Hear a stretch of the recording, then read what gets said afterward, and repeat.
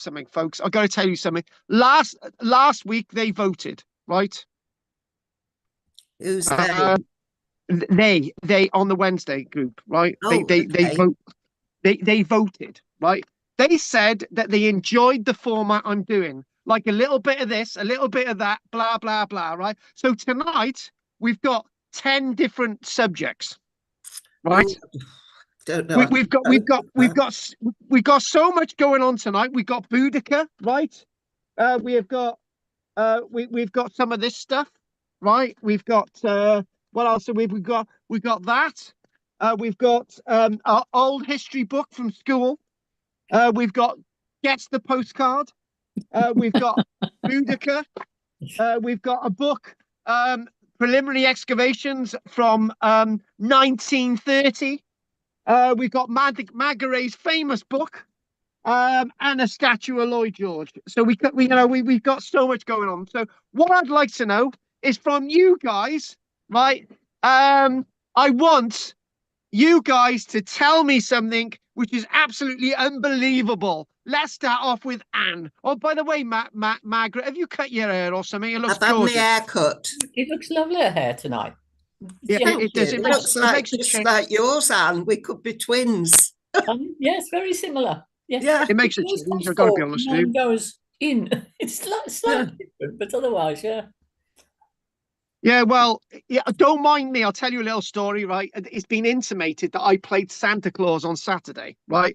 And I've got like another 7 gigs doing Santa Claus, right? And basically, I don't realize that I got red stuff on my face and I got like white eyebrows and my hair sticking up in the air. And I go in Greg's, right? And I go in Greg's and a guy behind the counter, he says, "Oh, thank you very much, Carl." And I'm thinking, what? He says, "Oh, I follow you on Facebook. I've been doing so for ages. I watch your stuff on Facebook." I thought that was good. That was good. He asked for my signature and everything. It was great. Didn't realize I looked like a freak from a mental asylum, but that's life. Who was it? Who was I asking questions? Margaret, you'd say something. There was a really good program. It's part of a series about civilizations and the rise and fall. And last night it was about the Roman. Like a freak from a mental asylum. That's life. Hang on, there's something else gone wrong here. Go on. Go on. Carry on. There was you had something about a mental asylum. Well, this was about the fall of the Roman Empire last night, and it was at 410. Is that right? Was that the year 410? No, 476 in the West. I keep saying it every single week. It's not 410. That's the old date. Well, I've written down. Why have I written down 410? Yeah, hang on. 410 was the year that Rome fell. There you go. Yeah. Alaric. It was Alaric the Goth, who was actually trained by the Romans. He was. Well, it was all about Alaric. And it was about. I tell you what, you could do the lecture tonight. Carry on. About the Honorius. Was that the name of the emperor? I love Honorius. He died in 426, and the coins that Honorius issued were absolutely sex on legs. Well, he was too young for the job, it would seem. He was only a young lad, and he had his general murdered, which was a big mistake. Yes, and his name was Stilicho. That's the one. Yes. And he was now not a Visigoth. What was he? He was from one of those Goth tribes. And he was Butch. I can't remember what, but he was a very good general. And he had a lot in common with Alaric. And yes.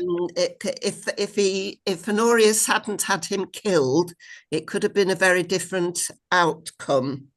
But Honorius went off to Ravenna and licked his wounds. And Alaric took over and sacked Rome, burnt, pillaged, took slaves, took everything that they could carry. And that was it. But I don't know what happened to Honorius afterwards. Did he just stay in? No, he remained in Ravenna for another 16 years, love. That's it. Well, that's all right, isn't it? Well, he had his little poofy and all the rest of it. It was fine. Anyway, thanks for that, Margaret. We've had enough of listening to you. Right, Will. You Right, yes, can't yes. hear himself think. Go on, Will. You've got 30 seconds to tell us something while I go and get a drink. Right. I've spent some more time on Google Earth looking at Roman camps in the south of England.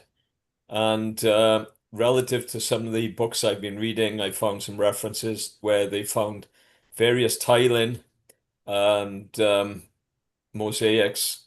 And I looked at the site because there wasn't a lot of information about it, but I was able to identify on Google Earth at least 3 or 4 areas within the area of this particular manor.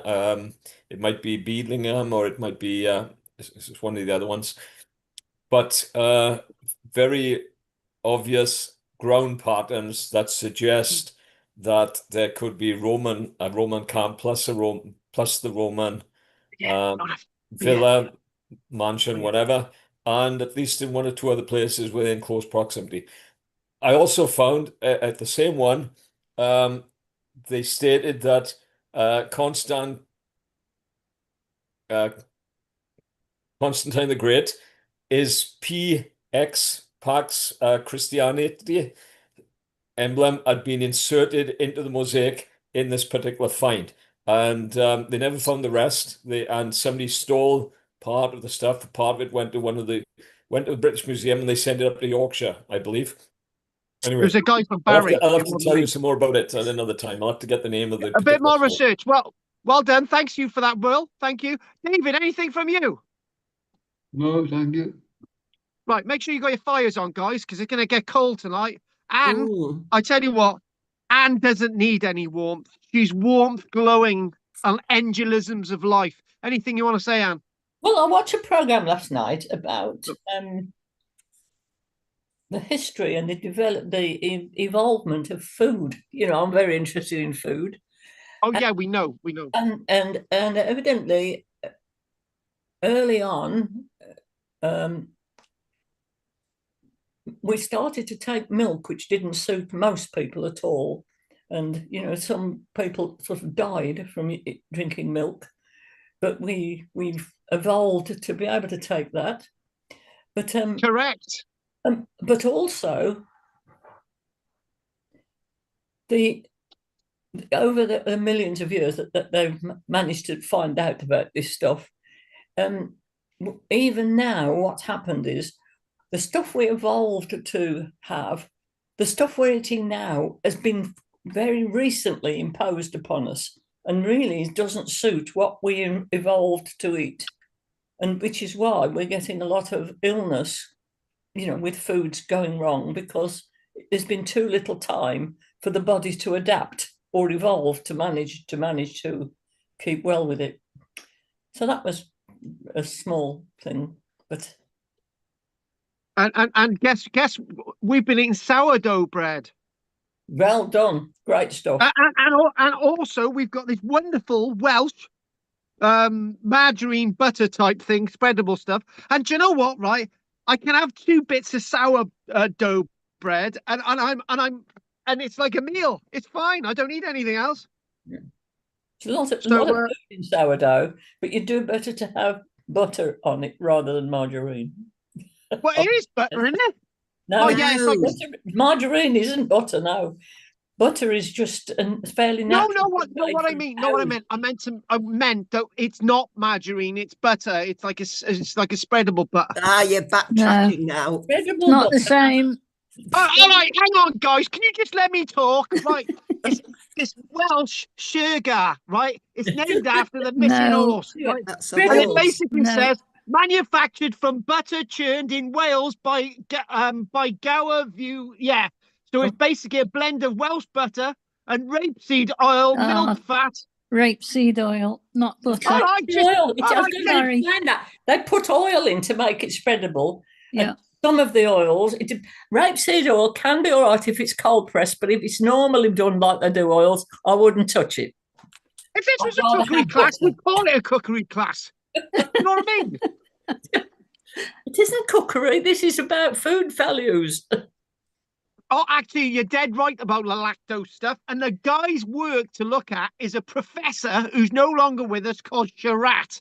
He did lactic analysis at Oxford University. Look him up. Yeah. Right. Okay, then.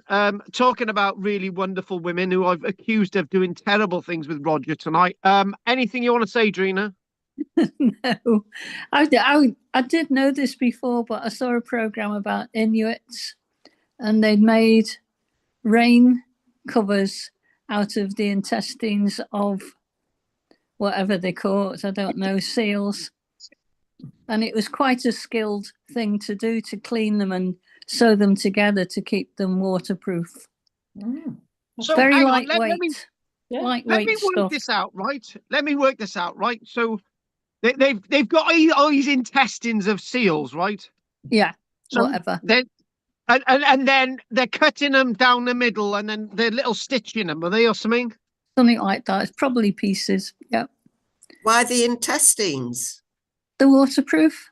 Well, isn't the seal's skin waterproof? Not in the same way. These are lightweight things they can carry around with them.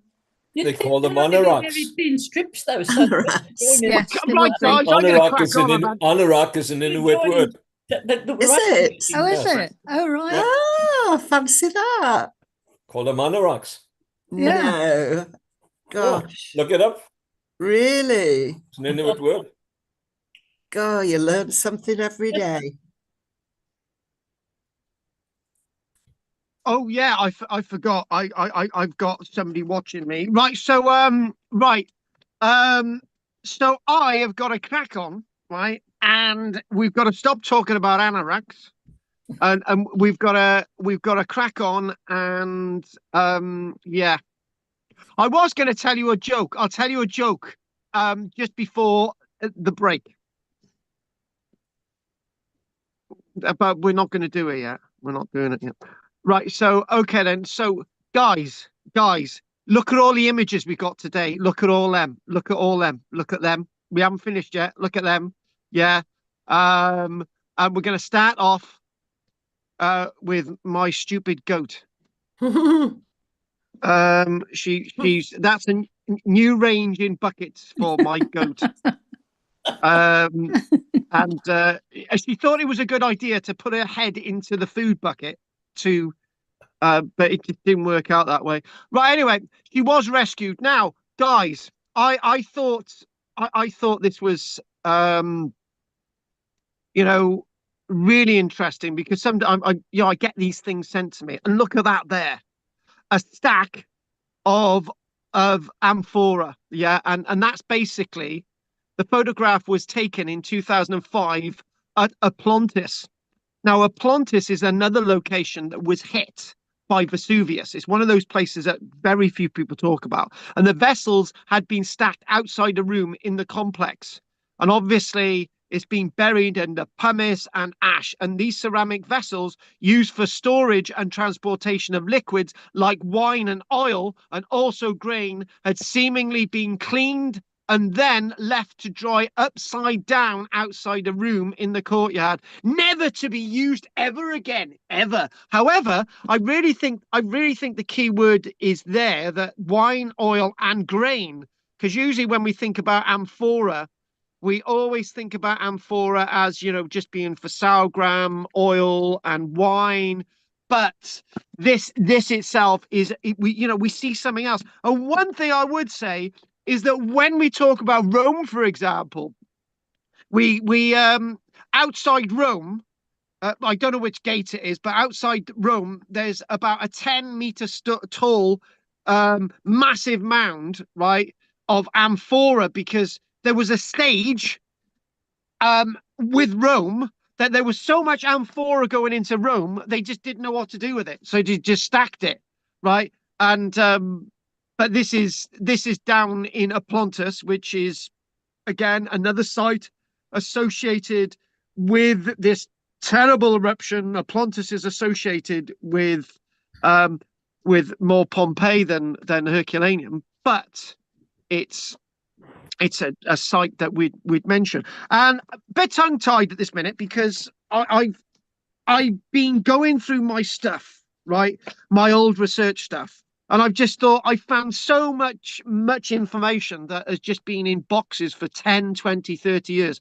And I don't know if you've experienced this. Maybe Anne's the one for this because she's moved recently. I don't know if you guys have experienced this. You've had stuff in boxes that you've thought you didn't know you still had, and you think 20 years down the lane, I wish I'd have had access to that information all along. So what I'm doing is I'm going through my stuff. It's either going in the fire or I'm grabbing some of it and I'm actually using in these lectures. So you come up with little bits and pieces. Right, last week we missed this.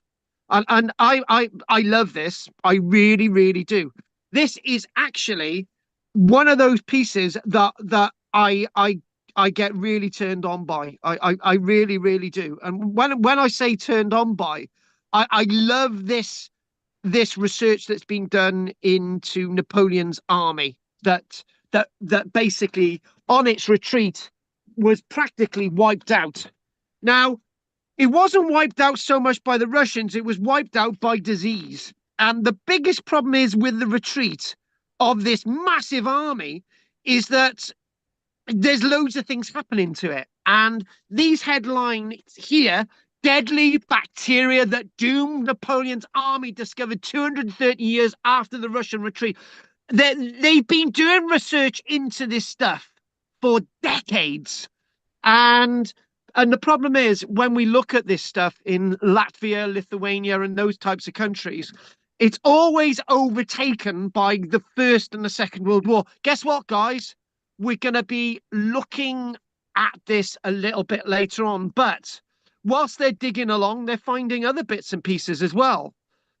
Bits of pottery, bits of broken pottery, whilst they find this area and they find mass graves.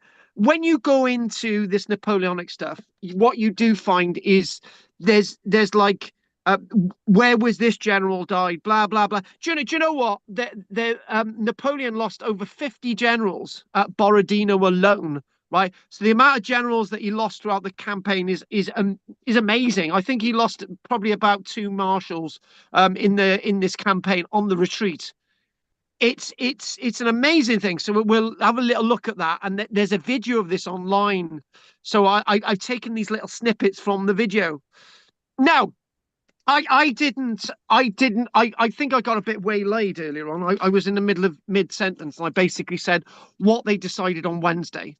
And at the end on Wednesday, there was about 7 people last week on Wednesday, because there's only usually 6 of us, because Bill joined us. It's about 7 of us.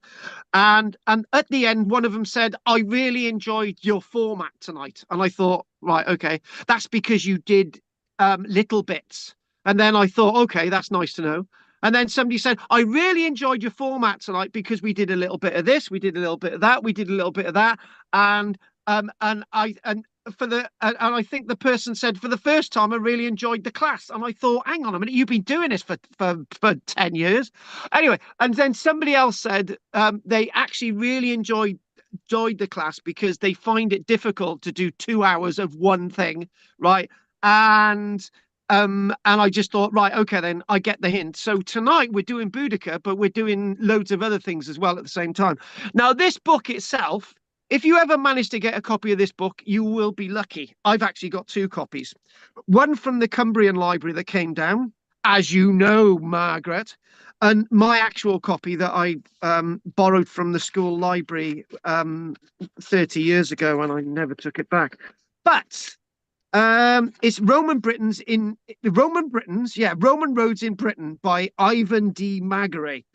Now, this book has been reprinted and printed and printed and reprinted. And I always say it's about Magaret's work, right, from the 1960s and the 1970s, but it actually first published in 1955. And this image on the front is what we should really be thinking about in regards to the Roman roads. This is actually known as the Fosse Way, which is in Gloucester. That's on the front of the book. Love it. So the Fosse Way, F-O-S-S. I call it the Fosse Way, but there you go, give or take. Now, I think maybe this is the thing, right? The thing is that it's straight alignments, it's straight trackways. That's what we would associate with Rome, not the surface.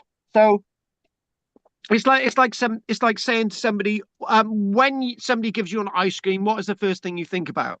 The ice cream itself. When in fact, really, if it wasn't for the cone, right, you wouldn't have an ice cream. So what I'm saying as a metaphor is that it's the straight alignment that we should be thinking of with the Roman road and not the surface, because we get very, very disappointed with the fact that we don't see those Roman road surfaces that we see described in history, those cobbled surfaces with big boulders, and the ones that are wrong that we've been discussing with Wade's Causeway that we did a couple of weeks ago, and Blackthorn Heath, which we did the other week, which is obviously from the 1700s, not actual Roman road. So this is another thing as well. Is what I did. I just dug into this book Madgare.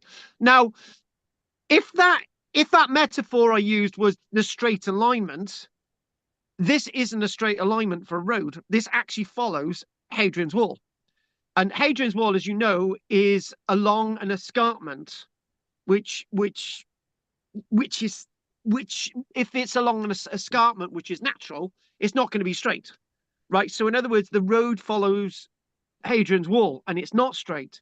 So hang on, Carl. So one minute you're saying the metaphor for a Roman road is, there we go, something straight. It's not straight there. What I'm trying to say is there's something linear that isn't straight, right? So, right, get into my mindset. So Tim Ingold, who I've mentioned quite a number of times, he's this guy who come up with this solution that a straight line doesn't necessarily mean to be straight. A straight line doesn't need to be linear. A straight line is something that's continuous, right? And that's what we mean by these roads. It's continuous. Fosse Way, for example, goes on for miles. Watling Street goes on for miles. Ermine Street goes on for miles. Staingate goes on for miles, right? Basically, the over 70-mile road that goes from sea to sea, alongside Hadrian's Wall, that's linear but not straight, if you can get an idea of what I'm saying. Right. So when you open this book, you do get these photographs, and you're thinking, well, I got to be honest with you, I can't see bugger all in that photograph, and no, you can't. But what there is a little trackway, the Roman Ridge north of Doncaster, right? And you're just thinking, oh, hang on, it's a bloody footpath, right? So let me just explain this a little bit. And obviously, nothing that we're doing tonight is comprehensive, right? It's dabbling in and it's dabbling out. You know, that's the way we're going to do it from now on, right? Because I think that's a better format, to be honest with you, and it makes it easier for me. Instead of thinking, oh my God, how the hell am I going to keep Margaret interested in Boudica for 2 hours, right? So therefore, we're not going to do that anymore, but we're going to dive in and out. So we've all been along trackways like this, and the idea is it Roman or isn't it Roman? Now, when I used to live in Crawley in Sussex, there was a lot of old trackways and roadways and tramways and stuff, and they went in a straight line. They weren't Roman, right? But then again, you can't think of everything being straight being Roman. For example, you might be going along a road one day and you might be thinking, oh, how wicked. What we're looking at is definitely Roman because it's straight. That's not, it's basically a lot of things, right? So I've told you the story of this, right? This is Old Carlisle, Neil Wigton, right? I've been to Old Carlisle, well, at least once, maybe twice. And when you go to Old Carlisle, there's like a wall, and then you look at the fort, when you can't get to the fort because the farmer doesn't want you to go on the fort. When I went there, oh my God, oh no, I can show you something, guys. I'm getting so excited, right? Because I am there again, right? I'm gonna show you something, right? I'm gonna draw on a little map something. By here, right, directly by there, is where the person that I went to this site with, right, with my son in the pram, actually found an inscribed Roman stone with lettering on it, right there. And it was the first piece of Roman carved masonry that had been found in 100 years at Old Carlisle, right? It was actually in the wall. I couldn't believe it. When she said, "Oh, look at this, look at this," and it turned out to be a Roman inscribed stone. A bit shocked, really. But one thing that you can clearly see there is, oh, can I just give you another little fact, right? Sorry, beaming with facts tonight. So what you can do, you can see a linear alignment there. You can see a cross, linear alignment. There you go. There it is. Right, love it. Excellent. There's 2 points with this. The one point is that modern field boundaries don't follow the road. So what that means is that the road's been out of use for a long, long, long, long time, right? So that's one point. And when the Romans built their forts, they built 4 gateways, even though in some locations they didn't use all the gateways, right? So there's a site near me called, not Getley Gaia, it's called Igaia near Brecon, right? Which isn't too far away from Getley Gaia, the site that Will talks about that. It's called Igaia, which means the fort, Gaia, fort.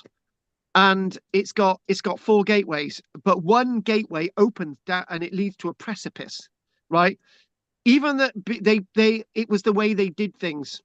We've got to put 4 gateways in, even though we're not going to use them all, because that's the way we build things, right? That's the Italians, right? So I just thought I'd chuck that. My sort of enthusiasm has gone from this image now, so let's move on. Now, I believe that little section there, right, is probably definitely Roman, right? And that's probably the best preserved bit of Roman road in Britain ever, right?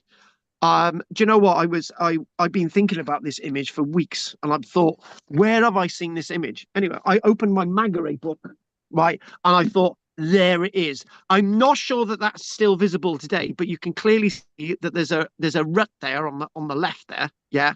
And do you notice that there's not actually a central gully in the middle? Because the Romans didn't build roads like that. The one Blackthorn Heath that we mentioned last week. Blackstone Heath. That's got a central gully down it, but we already just find that that's not a Roman road, right? Some archaeologists believe it is, but that's not. But I'm loving this. I'm liking that and thinking, right, it's actually brought me home to an image. This image is in my head. It's ingrained in my head. I knew this image, right? As soon as I saw it, I thought, that's the one I want to show you guys, right? And then what we've got is we've got Peddler's Way. Now, what is the Roman road? Is that thing on the right there, right? That's basically the bank is actually the road, right? The raised road. That's what that is, yeah. And you see these types of things a lot in Norfolk, but you've got to be very careful when you're in Norfolk, because the Romans built a lot of canals as well. So those canals are lots of banks. Are they roads? Technically, a raised area where you're walking along could be classed as a road, right? So remember that. This sort of looks a little bit like when you go to Wiltshire, you've got Silbury Hill. There you go. Oh, by the way, somebody was reading the other day. This is going to come up in the future, so look out for it, folks. Right? So somebody was saying that at Marlborough Mound, which is a third the size of Silbury Hill in Wiltshire, right? They're going to start excavating it, right? Now, Marlborough Mound is apparently named after Merlin, right? If you're into King Arthur, yeah. So they're starting to excavate it, and I just thought, why? Right, and the reason why I thought why, we've just been last week we mentioned Silbury Hill. It's falling apart because people have excavated it. So isn't the same thing going to happen with Marlborough Mound? Anyway, look out for that. That's a bit of news for the future. Job done, Bob's your uncle. Now, I think this is very much linked with the likes of when we think about Colchester, Camel and Junam. Right, as you can see, this is Mrs. R.E.M. Wheeler. Now, this is the original report, the preliminary excavations that I've got in my hands, right? And, Tessa Wheeler was notably one of the first big archaeologists, right? Who was excavating in Britain. You could say the likes of Kathleen Kenyon's, that up and coming. And you could Gertrude Garrod, and there's a load of others, right? But this is the one who's actually excavating in this country. Lots of the other ones are actually excavating abroad. She's actually excavating here, and obviously she's married to the big archaeologist. Now, what I could do is I could read this book out in its fullness, right? But I'm not going to do that.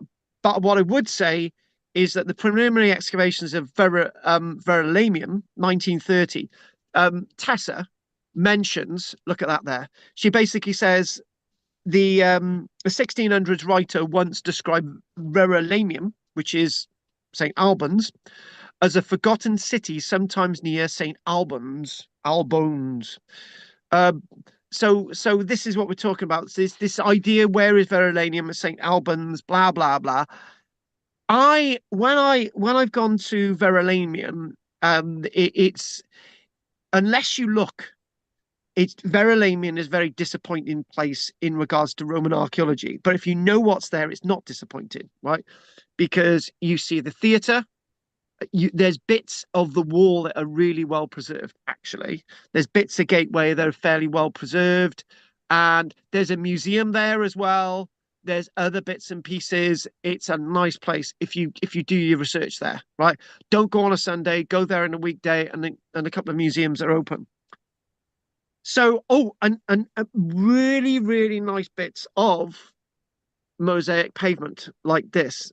And the scallop shell, if those of you know or you don't know, the scallop shell is a symbol of Rome, right? And it's associated with water, for example, fountains, right?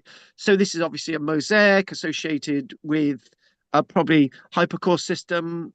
It's beautiful, it's intact, and again, when we do saunter about and we look at some of these Roman sites, there's more than meets the eye. I mentioned this about Londinium. I mentioned when you go to London, make sure you sit down and you know where all 20 plus sites are in London that were built by the Romans, right? You know, there's a few bathhouses, the Temple of Mithras, you've got the walls, and the stone as well, the stone. Oh, when I was in my studio, I picked this up and I thought, blow me, look at that image. I thought, wow. I thought when Carl's, talking about Roman Britain, right? Sometimes he basically says, oh, there ain't loads of stuff that are really massively well preserved in Britain, right? Well, I'm talking about stuff above the surface. There's a lot of stuff below the surface, like this, like in Verulamium, and you can see the scale there. This is a cellar, This is a nicely, beautifully well preserved cellar, and look at that there. Look at that. You're seeing the scale there, yes. And that measurement is in feet. So 1, 2, 3, 4, 5, 6 foot tall, right? So you're standing in there. The cellar of a Roman shop, you've got a nice floor in there, right? You've got a nice floor, and you've got these for beams. These are beam slots. And this is seen through one of the doorways. I'm actually wrong. They're not beam slots. They're sockets for shelf brackets. Sorry about that. But you've got shelf brackets there, and the beam slots would be above it. But I'm looking at this and I'm thinking, wow, this is so unbelievable. Why don't we get an opportunity to see this stuff? Why is so little of this on display in Britain? It's simply because we're not China, right? We've not put money into the archaeology. And yes, Will, you are dead right. It would be wonderful to see Getli Gaia displayed because of the richness of the archaeology there. And that is the point. I think this is the thing. There are things like this underneath the surface, right? And when we got near Durham, we got the 2 bath suites up there, right? Both have been excavated. The archaeology is really, really well preserved there. Future occasion, we'll look at that. And I was looking at it and got really, really excited. I really, really did. So as you can see, we just showed an image of the likes of Boudica. Yeah. And basically, just tell you a little bit of a fact about this. This is a building with a veranda facing the street, and this had a deep cellar, almost intact. This cellar, after serving its purpose for some 2 centuries, was filled up and disused after AD 300. And to this fact, we owe very largely its remarkable state of preservation. Oh, Tessa's words are wonderful there, aren't they? It retains the cemented and whitewashed walls appropriate to its kind, and along 3 sides of the traces of the timber shelving with which it was equipped. I sounded a bit like John Romer, actually. Its 2 entrances were formerly fitted with timber framed doors, and there are indications also of a massive timber structure, which may have been in the nature of a crane for lifting heavy objects to the surface. But the most notable feature of the structure was a window with whitewashed and widely splayed sill and jambs, a feature which, in view of the rarity of Roman British windows, is of considerable architectural interest. And what we mean by that, there is the window. A window.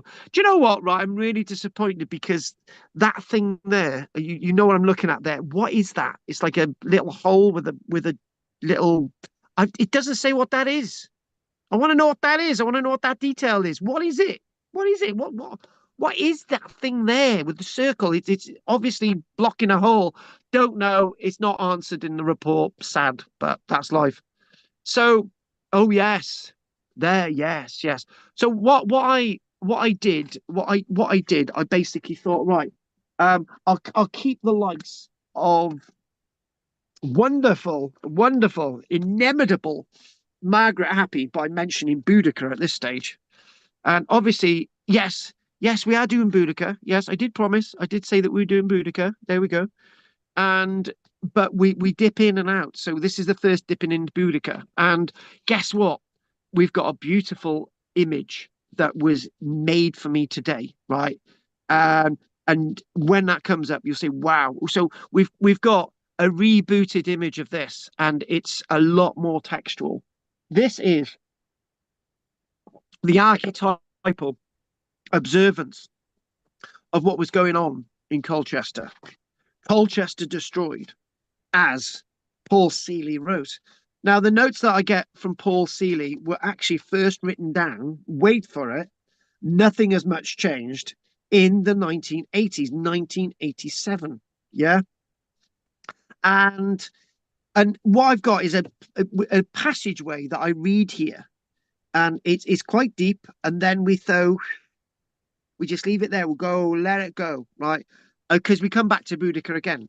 So it's like dipping in and out and sort of refreshing ourselves, looking more at the archaeological evidence for this next week from some archaeological excavations. So that's coming up next week.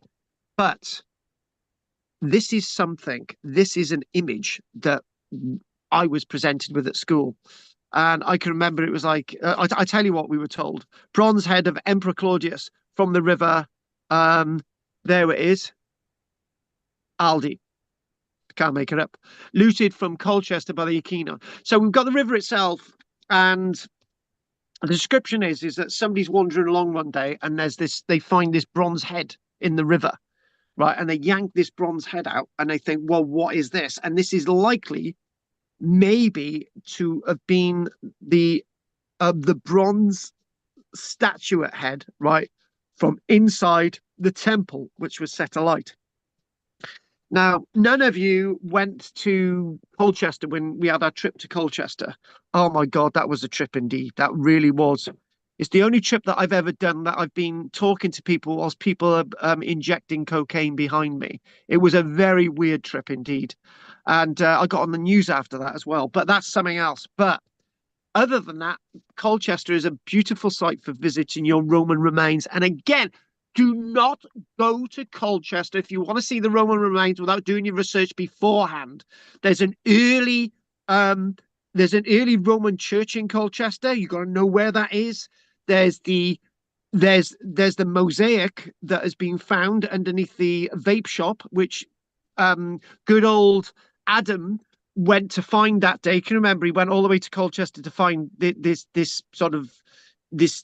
this mosaic which was underneath the vape shop, and he apparently he couldn't find it, but it was there.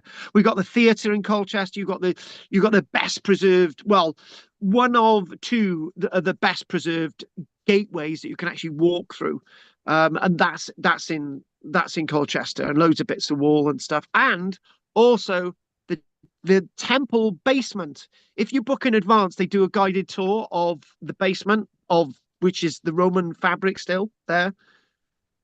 So again, getting this into your mind: Caister, St Edmunds, Colchester, London, Verulamium, right? Colchester, Camalodunum, London, Londinium, and Verulamium, and basically Caister, St Edmunds. It's the tip of my tongue, can't remember, but basically this is where the revolt is taking place, right? And one of the big questions is, I had a conversation with Larry the other day, who does a podcast, right? He wants to do a big podcast with me. I'll let you know when that's going out. Basically, I said to Larry, I said, look, did the battle between Boudica and the Romans actually take place? Suetonius Paulinus, right? So I basically said it like this when we were having a chat, to build up the show. I said if we're talking about 6,000 Romans and approximately 150,000 warriors following Boudica, right? Surely they'd be able to work out where the battlefield was. And I basically then said, if there was a battle, it's more likely there would be about 10,000 Iceni warriors. And the reason why I'm saying that, 10,000 Iceni warriors is a lot, right? 5,000 is a lot. And you wouldn't be able to pour many more than 10,000 Iceni warriors dripping with blood through the streets of Colchester, right? Was there ever a battle between Boudica and Suetonius Paulinus, or did it just peter out?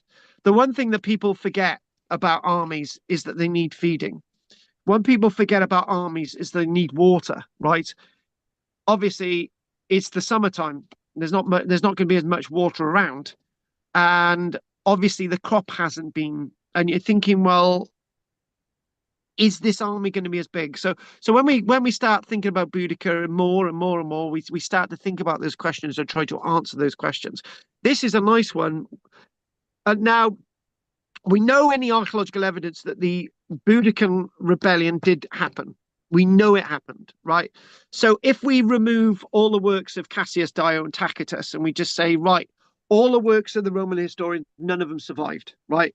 The archaeologists would be looking at Colchester and thinking, why was the temple destroyed? Fact one.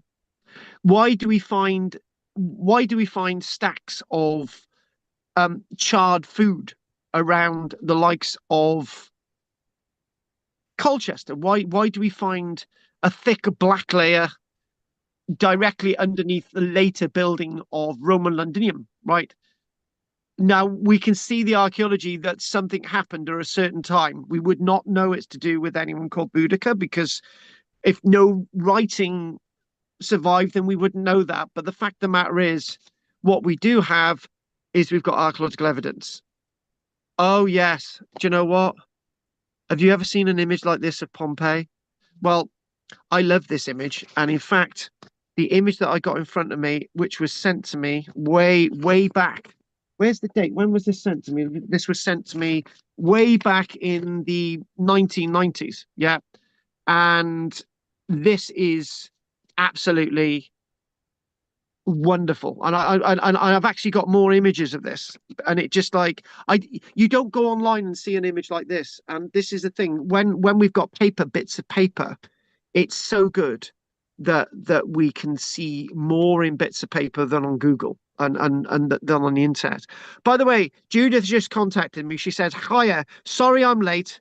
iPad is officially dead, so watching on YouTube.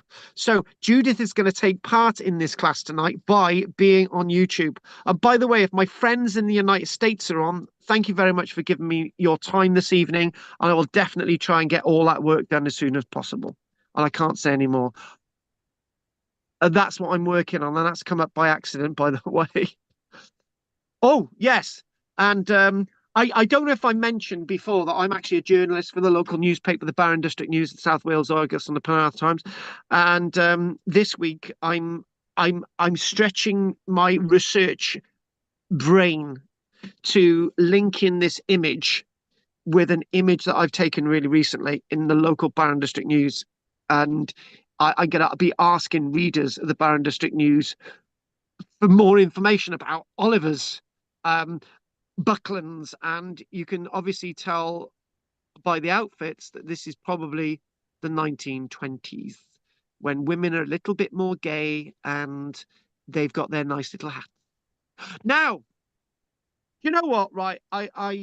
You know when you're on the internet and you're typing stuff in, right? And you don't get what you want, right? Now, has anyone ever seen this image of Pompeii? No, I haven't, right? This is obviously a back street in Pompeii, right? And you're just thinking, cart ruts, this is really narrow, and I've never seen this image before in my life. But when you think about it, this is in the middle. This is the side street in Pompeii. You've got the cart ruts on the left and the right. The reason why I put this here is that when we did Paestum last week, right, the wonderful Roman temples at Pest, not the Roman temples, the Greek temples at Paestum, obviously they become Roman. The Temple of Hera, the Temple of the Temple of Athena, and the one who got me to look at that was Henry on a Wednesday night, because he had actually had his honeymoon there. And after last week, he said, look, find the image of the cart ruts that go to the coast at Paestum, because Paestum was basically by the sea at one stage. Couldn't find them. And what I come up with was this. And I just thought, well, again, this thing about Roman roads, nothing like this in Britain exists. Nothing like this exists in any context in Roman Britain, right? And the big question is, did our streets in Roman Britain look like this? And it's likely that maybe they could have, but we don't really find that evidence, because the flooring, the tiles, and all the rest of it are not as well preserved as this. And the reason why they're not as well preserved as this is because Pompeii was hidden and covered in pumice and ash and all this other detritus, right, that preserved this archaeology today. That's why we don't find this stuff usually in Britain, if it ever existed in the first place. I really like this. And again, guys, I think I should really start to take you down the avenue that lots of people are now going down. Get more books. Don't rely upon the internet, because there's so much more in books than there is on the internet. It's a lie to say that everything's on the internet, because it's certainly not, right? Including old newspapers. Anyway, there's my little doodah. Now this is Paestum again, and this was like allowing me to sort of think a little bit. Now I was looking at this and I just thought, wow, you know. Oh, and by the way, somebody else has just mentioned on here, Nylog, who's also one of my people on YouTube. They've said, go into Pompeii in February for a look around. Tell you what, going to Pompeii in February is probably the best time to do it. And if anyone does go to Pompeii, like Nylog, right, make sure you mention my name, right, and say that you know an archaeologist who suggested that you go down the back streets of Pompeii, right? And they might even let you, sort of with a little bit of a guard, sort of. Anyway, say you know me. Good. Now we go back to Paestum. This is the thing. So that looks nothing like this, right? But Paestum isn't too far away from Pompeii. Now just think, folks, if you'd gone to Paestum the very morning, right, on holiday to see the temples, the very morning on the 24th of August in AD 79, you will have saved your life, because on the way back you will see Pompeii and Herculaneum up in flames whilst it's being covered with all the crap that's coming from Vesuvius. Now, going back to this question, can I find this image of these ruts going down to the sea, right, at Paestum? And the reason why I thought no, but this is actually in Paestum itself. Remember, Paestum itself is massive. It's huge. It's a behemoth of a place. It's massive, and only a big chunk of it has been excavated, right? And I just thought Paestum, he's saying that there's these cart ruts on the road going outside the gateway at Paestum, right? But this is in the middle of Paestum. But I think I know what I was talking about, because you can actually see cart ruts here, here, here, and here. But I'm thinking, my head is thinking two things. My head is thinking two things. This place was a Greek city, right? Then it was a Roman city. And then it sort of lost in time a little bit. But why is the road in such a good state of preservation? Why it must have been repaired, or was, all those different things. And one thing, remember, the treads on the wheels of Roman carts, wagons, chariots, or whatever you want to call them, were metal treads, were iron treads, right? So they would scratch the surface, scratch and scratch and scratch. But there was a standardization of chariots and carts and stuff in the Roman world for these. Now, if we look at Watling Street in Britain, so, they're saying that was massively wide, right? And they're saying it was like a dual carriageway, one of the big Roman roads in Britain. Now, Carl, I think you said there weren't Roman roads in Britain, blah, blah, blah, right? Or there were lots of banks, there were lots of raised aggers, right, to carry road surfaces. But what I'm always talking about is the road surface surviving. That's what I'm talking about. I'm talking about, were the road surfaces like this in Britain? The likelihood is no. They were different road surfaces. Oh, by the way, anyone who does go to Pompeii, Nylog, make sure you get me some photographs and send them, because I know you appreciate my classes, but it would be good for somebody to send me some images now and again. Now this, do you know what? This is a Roman road in France, and we will visit this Roman road again. Look at it. It looks absolutely dazzling. It's a Bobby Dazzler. So what we've got a nice bit of curve on the right. You've got a nice bit of curve on the left. But what you've got is these are quite sort of wide wagons and carts. Standardization as well. It's pretty wide, these, actually. But obviously, it's indicating that this was a single carriage rather than a dual carriage. Because when you think about it, if there's a cart going down here and you want to pass, then one needs to go on the side of the road and the other one needs to continue along the trackway, right? And look at that stone there. Look, I'm loving that detail. Oh, get rid of all that. Look at that there. So that stone has been laid and it's just been worn down over hundreds and hundreds of years. I'm not really sure over 1,000 years, but quite a long time. So again, it's an example in France, which we'll come back to again. And look at this example as well, right? This is a stitching us up. This is another example in, oh God, where was this in? I wasn't sure. I didn't think this was actually labeled. So maybe what we will do is have a little look at some of these rows, but you can see that this is quite all over the shop. There's loads of little, so basically, when your wagon sort of you got a wheel in there, and then there's another person coming towards you with another wagon, which the wheels are in there, right? Somebody needs to give way, right? So obviously, what you can see is there are other examples of ruts all over the place. So it's not brilliant. It's not a really great system when, in fact, you've got to sort of navigate these things. And if you're going really fast, if you're going 37 miles an hour, right, which is probably the top speed of a horse, right, and you've got, you're going to end up in problems, aren't you? So, oh, what's time? 8:07. Oh yeah, I went on this website, right, as you do, and that's the problem when you go on a website. Half the time you don't know where these things are, right? And I'm looking at that and I'm thinking, oh my God, look at that. It's like under shelter, and there's a skeleton there. Poor little bugger. There you go. And there's another one there, and there's another skeleton over on the right there. And I'm just thinking, oh God, not that. Another skeleton there. Can I tell you a little bit of a story now? The little bit of a story is to do with Cirencester, Corinion, which is in Gloucester. And we know Cirencester was just abandoned sometime in about 450, 460 or somewhere like that, because in Cirencester, in the gutter, we've got a body like that, which was found in the gutter, right? So that means that the city must have just been abandoned, because a body being in a gutter, right, is a hazard, because it's going to stop things moving, right? Obviously the body's rotted away and stuff, but things are going to stop moving. It's going to clutter. And you're thinking, well, hang on, if it's in a gutter and there's rainwater flowing along and stuff, maybe buildings started to collapse and all the rest of it. So Corinion was completely abandoned, right? This place must have been completely abandoned for having bodies lying along the side of the road in a town. must indicate that at some stage this place was abandoned.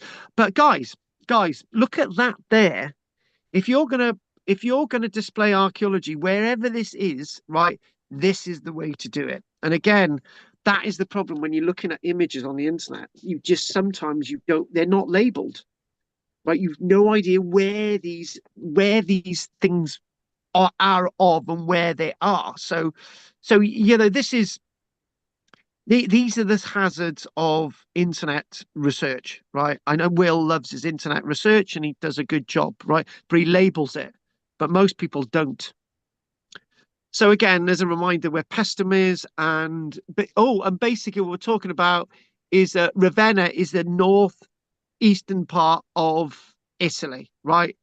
And it was way out the way of, there you go, the Vatican City where modern day Rome is. So again, reminder, that's what we did last week. Pestum, again, looking at that, and whoa, yes, this is an article of the week that I didn't do last week. Right. Now, this is actually, right, so this is described as the greatest Iron Age discovery ever made on the planet. I kid you not. Now, this is an Iron Age site, right? And I did have my notes ready here when I'm going to have to find them. And hopefully I can dig them up on my devices here. Right, so I'm going to have to type in Iron Age. Iron Age city on the Silk Route. I did actually have it, but I don't know where it's gone. As you can imagine, I sometimes press the wrong buttons. Right, here we go. Archaeologists may have found the lost iron city of the Silk Road. The lost iron city of the Silk Road. This is known as Tugan Balak, which is in fact was inhabited apparently from the AD 500s to the AD 1000s. And this is in Uzbekistan. And guys, I've got to open the door for the silly cat. So if you can bear with me a minute, I will be back. Silly cat, silly cat, silly cat. Will you blow my house in? Hang on a minute. Come on, silly cat, move it. Thank you. Right, so basically what we've got is this site itself is an amazing site because they'd lost it, right? And when we did the Silk Route, one of the things that we mentioned in regards to the Silk Route was that what's going the other way? What is going the other way? Please tell me, please share that information. And what's going the other way is sort of, it'd be iron, right, for the silk. So what they've got, the article basically says they would be excavating obviously when it's cooler. And then what they've got is the article basically says it's sort of you've got this site and they've had 20 workers working at the site. And it basically describes that some 20 workers meanwhile labor with brushes and trowels in an open excavation pit, this one, the size of a modest modern home foundation, a discovery unexpected for such high altitude. So what they're saying, that this site is quite high up, and it's believed to be associated with the likes of an iron producing city alongside the Silk Route. So basically saying 1,000 years ago, however, impressive walls interspersed with formidable towers enclosed some 300 acres, about twice the size of Pompeii, lying 7,000 feet above sea level. And it's there. It's the place that they've got archaeological evidence to. There's the headlines. It's the place that they've got archaeological evidence to say that smelters, miners, and blacksmiths converged at this site. And this was a place that items were forged, like, you know, the warring items that people generally need, the arrow tips, the swords, the horse tack, essential to people like the Scythians later on, the Huns, the Mongols. This was an important place of technology for this period of the 600s to the 1000s. And this along the Silk Road, and there it is, Uzbekistan along the Silk Road, just sort of lower part is quite high up, And again, we don't often think of anything like Uzbekistan. And there is a really nice image. And this individual is actually from this is a PhD student studying at St. Louis University in the States. This site itself is full of pottery, and it's like one of those things. It's sort of a long lost. It's called the long lost city of Mashmanda, an iron producing metropolis. Now, this is rather interesting. This leads us on to something just briefly. There was a guy called Stuart Wilson who in about 2006 bought a field which is outside a village called Trellick in Gwent in South Wales. And this guy Stuart, he believed that this was the iron producing capital of Wales in the medieval period.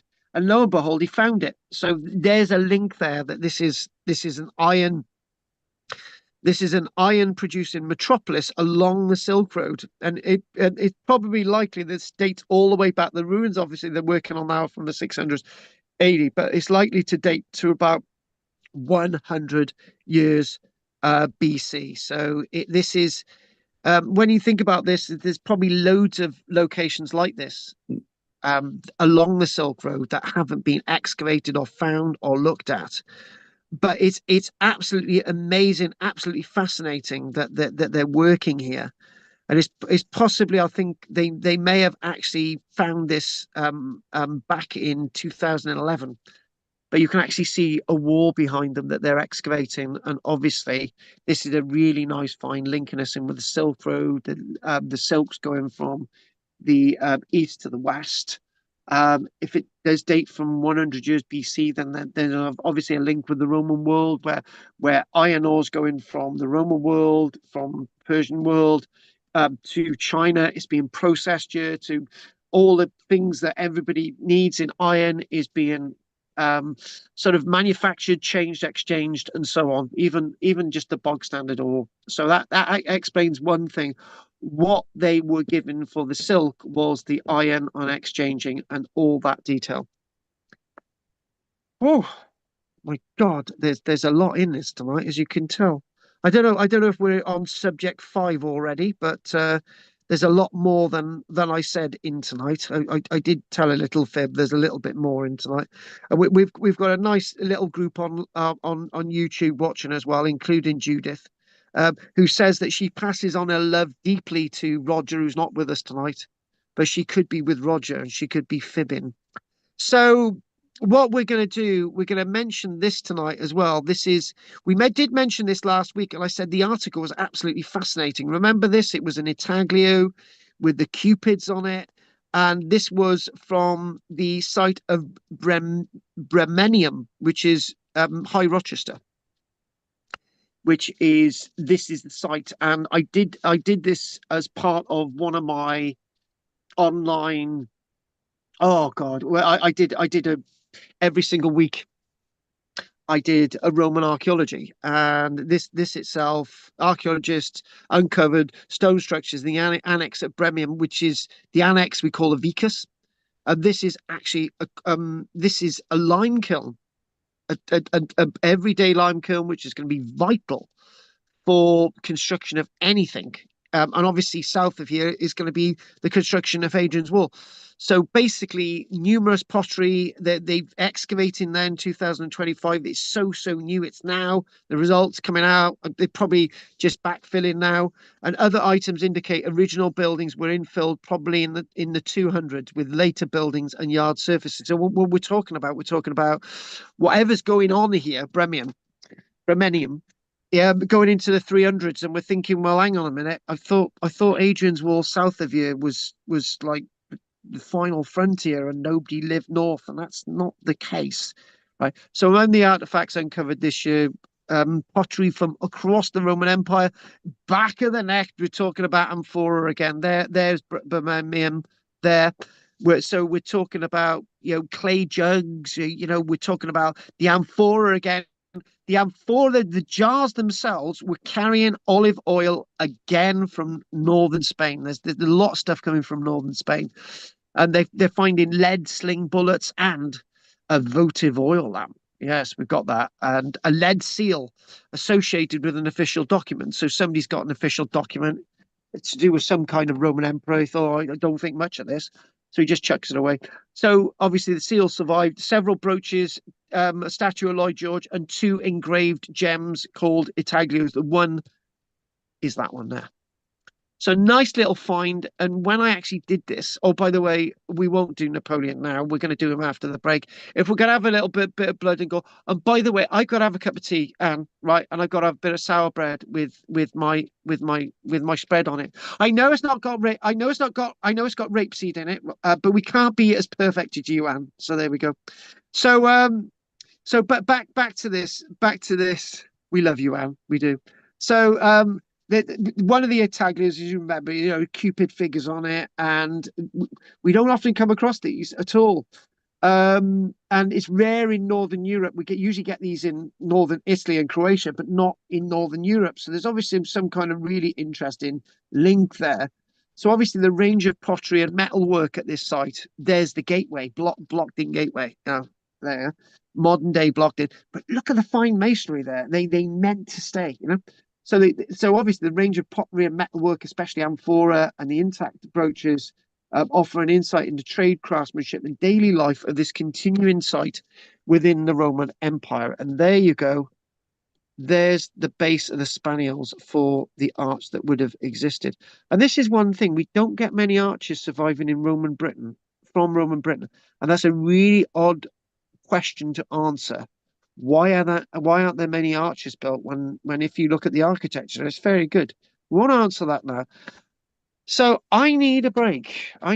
So what we're going to say, we're going to go over to the Will and Anne show in the break, right? Anne and Will can talk about food to their heart's delight for 15 minutes.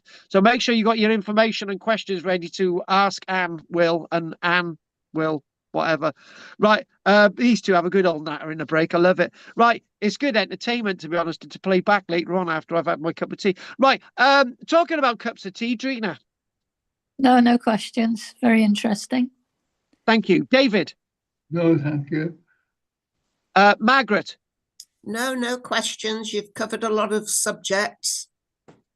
Okay. And we've managed to put Lloyd George in there at least 3 times. And Tugun Balloch, which was producing iron from 6 to 11 AD. What happens then? Is it because they stopped producing iron because it's worked out, or no, it wouldn't have gone out of fashion, would it? It's 7,000 feet up. Use Uzbekistan. It's 7,000 miles up along the Silk Route, and it's like the problem is with the Silk Route is it's a constant changing thing, right? So obviously, as the Mongols and are sort of heading more towards Europe, right? These types of way stations of production need to move with them, right? And even it's probably likely that the iron ores being brought to the site to be processed, or metal objects are being brought there, they're being processed, traded, horse tack, going south to India and all over the place. So this is a Waymark estate place. So obviously there's going to be another place that this is going to be a pottery mecca, right? Unfortunately, when we talk about the Silk Route, we're just talking about the Silk Route. We're just talking about silk. Nobody ever talks about the other stuff, right?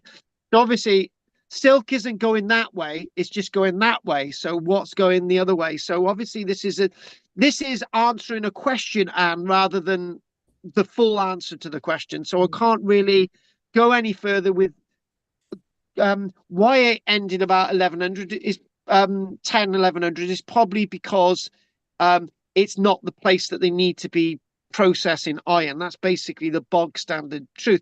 And the answer again, Anne, is that in Trelec, where they're where they're trading and smelting iron on a big scale in the medieval period. There was probably a population of 30,000 people at Trellick, which would have been the biggest population area. If you think about the area of Cymru Wales, it would be absolutely huge, right?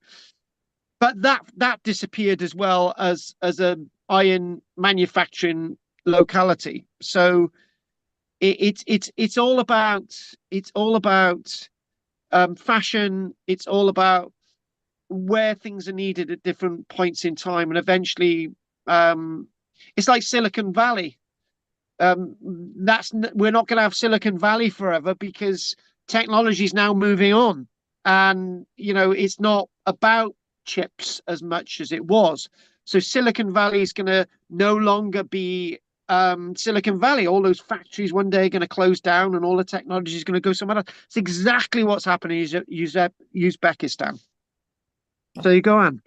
Thank you. Well, anything you want to say before we have a break quickly, love? No, I find it interesting enough. I'll mention Oxtow Hall and Nunnery Meadow. You familiar with those? No. Okay. I'll have to send you some references. Mosaics were found at those places, and the one I was talking about with Constantine, one of those sites, recovered over. Google Earth, great pictures, show certainly ruins under the ground.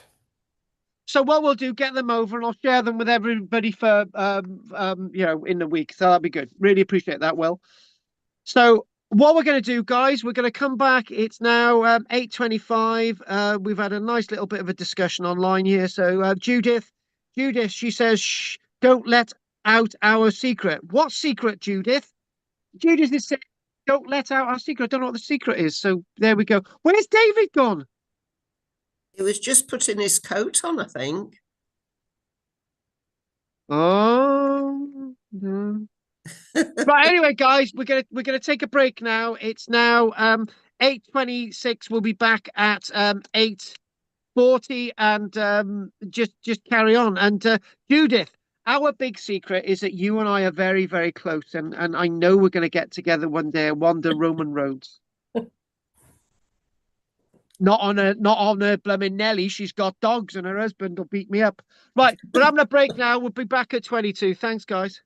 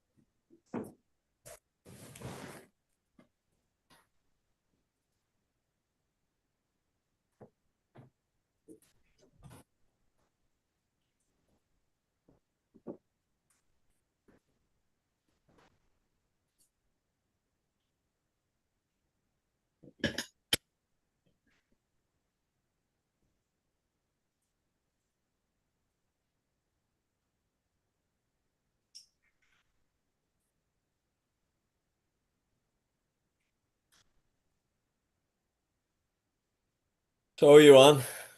I'm fine, thank you. I've had a bad week, but I'm just about all right again. Oh, I good to have hear that. Crohn's disease, and I had a flare up. Oh, I see. You know, but I'm fortunate in having Crohn's disease. It's an awful disease, but I Yes. must have a very mild version of it. I haven't had a lot of trouble, but Sorry to hear that. Yes. This is the problem. The body is constantly under attack. well, yes, it's Crohn's disease is a I don't know. Do you know it? It's a disease. Well, I'm familiar with the term. I'm just trying to rack my brain as to. Yeah. It's an autoimmune disease that affects the digestive system, and it can happen anywhere in it. Okay. Most common in where the small intestine reaches the large intestine. Anyway, as I say, I've had it for 13 years, and I haven't had a flare yet. And a lot of people start it often at 13, or before they're 30 anyway. But I was 75 before I had it. And I think, right. and as I say, it seems a very mild version, because I'm not often they have to have operations and pieces of testing taken away and end up with a colostomy bag. So I'm very lucky. I keep, yeah. And so although I haven't been very well for about a week, that's not a lot of trouble, is it? I'm all right again. So Well, let's hope it stays stable for you. That's the yeah, key. thank you. That's the key. You mentioned people dying when they started taking milk into the diet. Of course, brucellosis was a problem, and which led to Jenner's discovery of the tuberculosis and pasteurization and Yeah, that element. But brucellosis, in the sense of um, hygiene, the transfer of bacteria from animals into yeah, the human diet, which might have killed a number of people. And of course, you had, as Jenna noted, is uh, milkmaids were resistant to that impact, and that what led him to yeah. his research on tuberculosis. So there's some relevancy, but yeah, the body is evolving all the time, and we are getting too much processed food. This That's is a right. problem. And evidently, that even the diet it's been changed too quickly, and we don't evolve quickly enough for our body to work efficiently on the diet we're trying to eat. Right. So I don't know. Yeah. Do your Did, best. did you did you have a background in food? Pardon? Did you have a background in food? No, what I had was I'm a great one to find out things when I'm a bit, and I had diagnosis of two eye diseases that I could end up blind. They're both degenerative. So I'm looking at this, what can I do about this? What can and look into it, find what causes it or what's the problem. And it's like a lot of the degenerative diseases of old age are related to insulin resistance, I found out, um, and they have a chronic, we have in the Western diet anyway, a chronic low level inflammation in the blood, which affects the eyes particularly badly, but it will affect all the other things. And so most of the diseases we have, all the diseases we say this is because you get old, it's affected by this insulin. So, and it leads to having insulin. It leads to things like being overweight, type 2 diabetes, heart disease, all sorts of those linked up. Anyway, so I found out what you do about that to stop insulin. You go on a low carb diet instead of cut out the carbs instead of the fats, which we were told to cut out. So I started this diet to look after my eyes, and I dropped 3 stone with no trouble, and feel fine since. It's not just the weight loss, but I don't know whether it's doing my eyes any good. All I can do is say, if this is what makes it worse, if I stop making it worse, I might delay it. That's all I can hope for. Right. Right. Okay. It seems logical rather than that I know anything. Yeah, and it's not necessarily take a pill. Sometimes you might need an operation if they're capable of doing that. Sometimes, yes, you find a certain medication, but it's because I always relate, and I've done for many, many years, the body is a machine. Like running your car, it needs oil and water. It needs the right kind of fuel. And when you mix the three up, you tend to have problems. And the body's the same. The food diet that we have, the liquid sustenance in terms of the amount of water, the purity of the water, and we need a bit of oil and grease once in a while. Well, Uh, and I we eat need to quite a be bit of fat. mobile, of course. I eat quite a bit of fat now. The fat isn't a problem. It's the carbs. And as I say, I feel so much better. And I Yeah. just I've changed the diet, and my blood pressure went down. I've got a perfect blood pressure now. All of that has righted itself Right. Well, that's good. on That's good. this. Yeah. Yeah. And the diet I have is probably what you might have had 150 years ago. It's Right. before we had all the supermarkets, Processed food. all the stuff. So, yeah. And Basic diet. Fresh food, kind of fresh fruit, vegetables. the only problem with this diet, because it's absolutely fine, and I really good food. I eat loads of vegetables, and it's all very good food, but it's fitting in with society. Everywhere you go, they're offering you cakes, loads of sugar and refined flour that you don't want. It's fitting in with society, because my diet isn't now regular. It would have been a couple of 100 years ago, but now it's everywhere you go, you're offered cake, aren't you? Or biscuits or something. Well, that's true. That's true. It's yeah, it becomes part of the norm. That's right. Of course, the idea is if you make your own cake to the recipe you want, you take it with you, and then you share it. Well, but the point is, any cake you make almost, I don't think I'd know. Maybe you can make them without sugar in, or I've probably have got something, but they put something else in instead, which is even. I mean, some of these sweeteners are even worse than sugar as a, a food thing. The sweeteners are a chemical nightmare for the Yes. world. So you don't want And them. again, I would say for the last 40, 50 years, my belief was sweeteners are the contributor to type 2 diabetes. So eventually Alzheimer's, type 3 diabetes, if you believe the Yes, label they've given it. absolutely. It's the fact the body took, as you say, historically, the body took time to adjust to sugar, but sugars you were getting from fruit and vegetables, fructose and sucrose in the natural state, which Yes, the body could handle yeah, um, relative to insulin. Again, the point of insulin and that control of how the chemicals are broken down. But the sweeteners, and they've been a problem certainly for the last 100 years since the yeah. Since I widespread heard about it, introduction. yeah, Coca-Cola, I would say, absolutely, uh, yeah. came into the being. And even having fruit juices, you don't fruit juices aren't particularly good for you, even though they are just from fruit. It's because you're taking it in liquid form.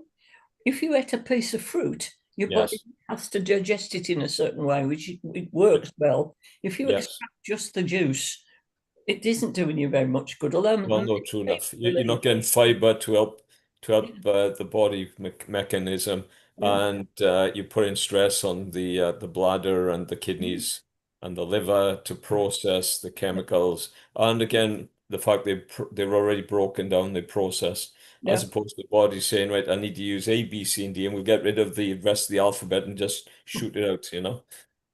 So there's a relevancy there. Yes. Anyway, I feel very much better on this diet, and I'm I've glad to got hear a that. lot of, and I'm still, how can I put it? I can still move well in speed uphill at 88, so I'm doing all right. But I wish I'd known about this years before I did, because I wouldn't have got these eye problems had I known. But Right. Yeah. we were told, you were given the, what was it called? The guidelines, the pyramid or the plate that was all supposed to Yes. be good. And that you might all turn upside down. It'd be better if you turned it upside down. Right. to a Right. degree. I'm not absolutely all of it, but Yeah. much of it. Yeah, well, research takes a long time, and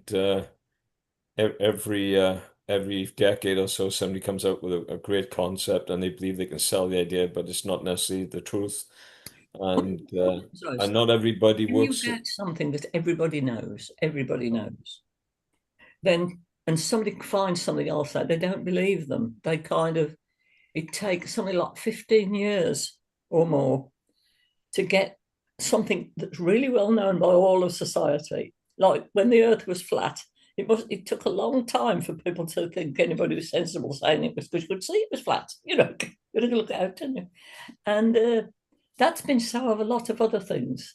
Oh, yes. And this change from it being very bad for you, this fat being terrible, you know, to find out it's not bad at all.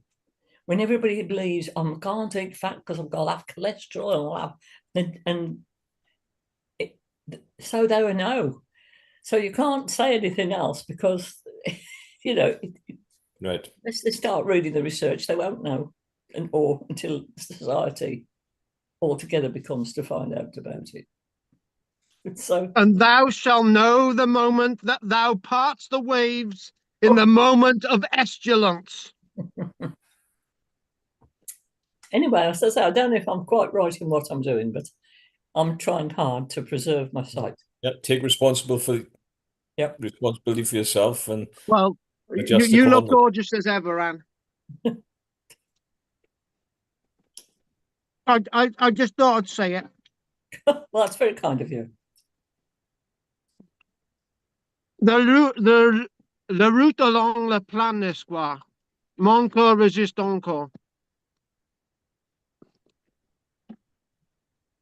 Well, right, let's get started. Where is everybody? Margaret, Trina, you bunch of... It's basically, Anne's one of the muses.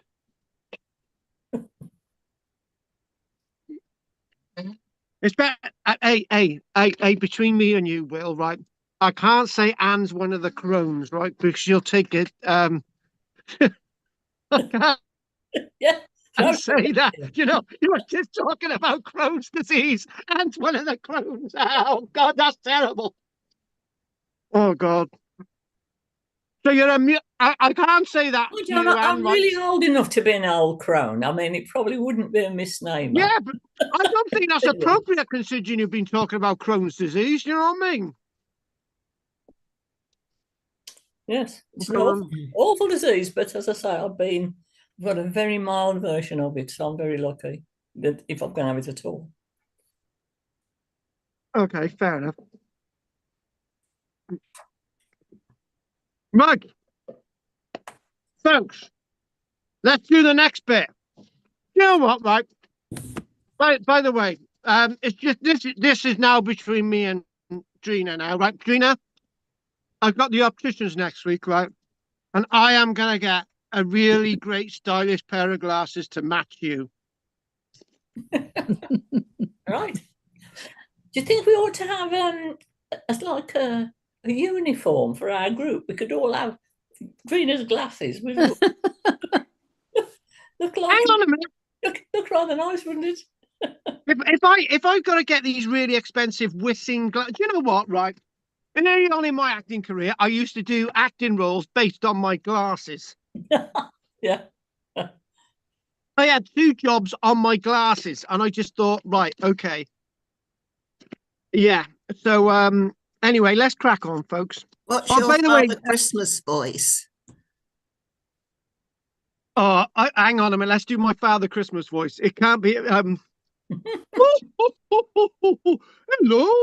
What are you doing here today? Oh, I tell you what would you like to be when you're older?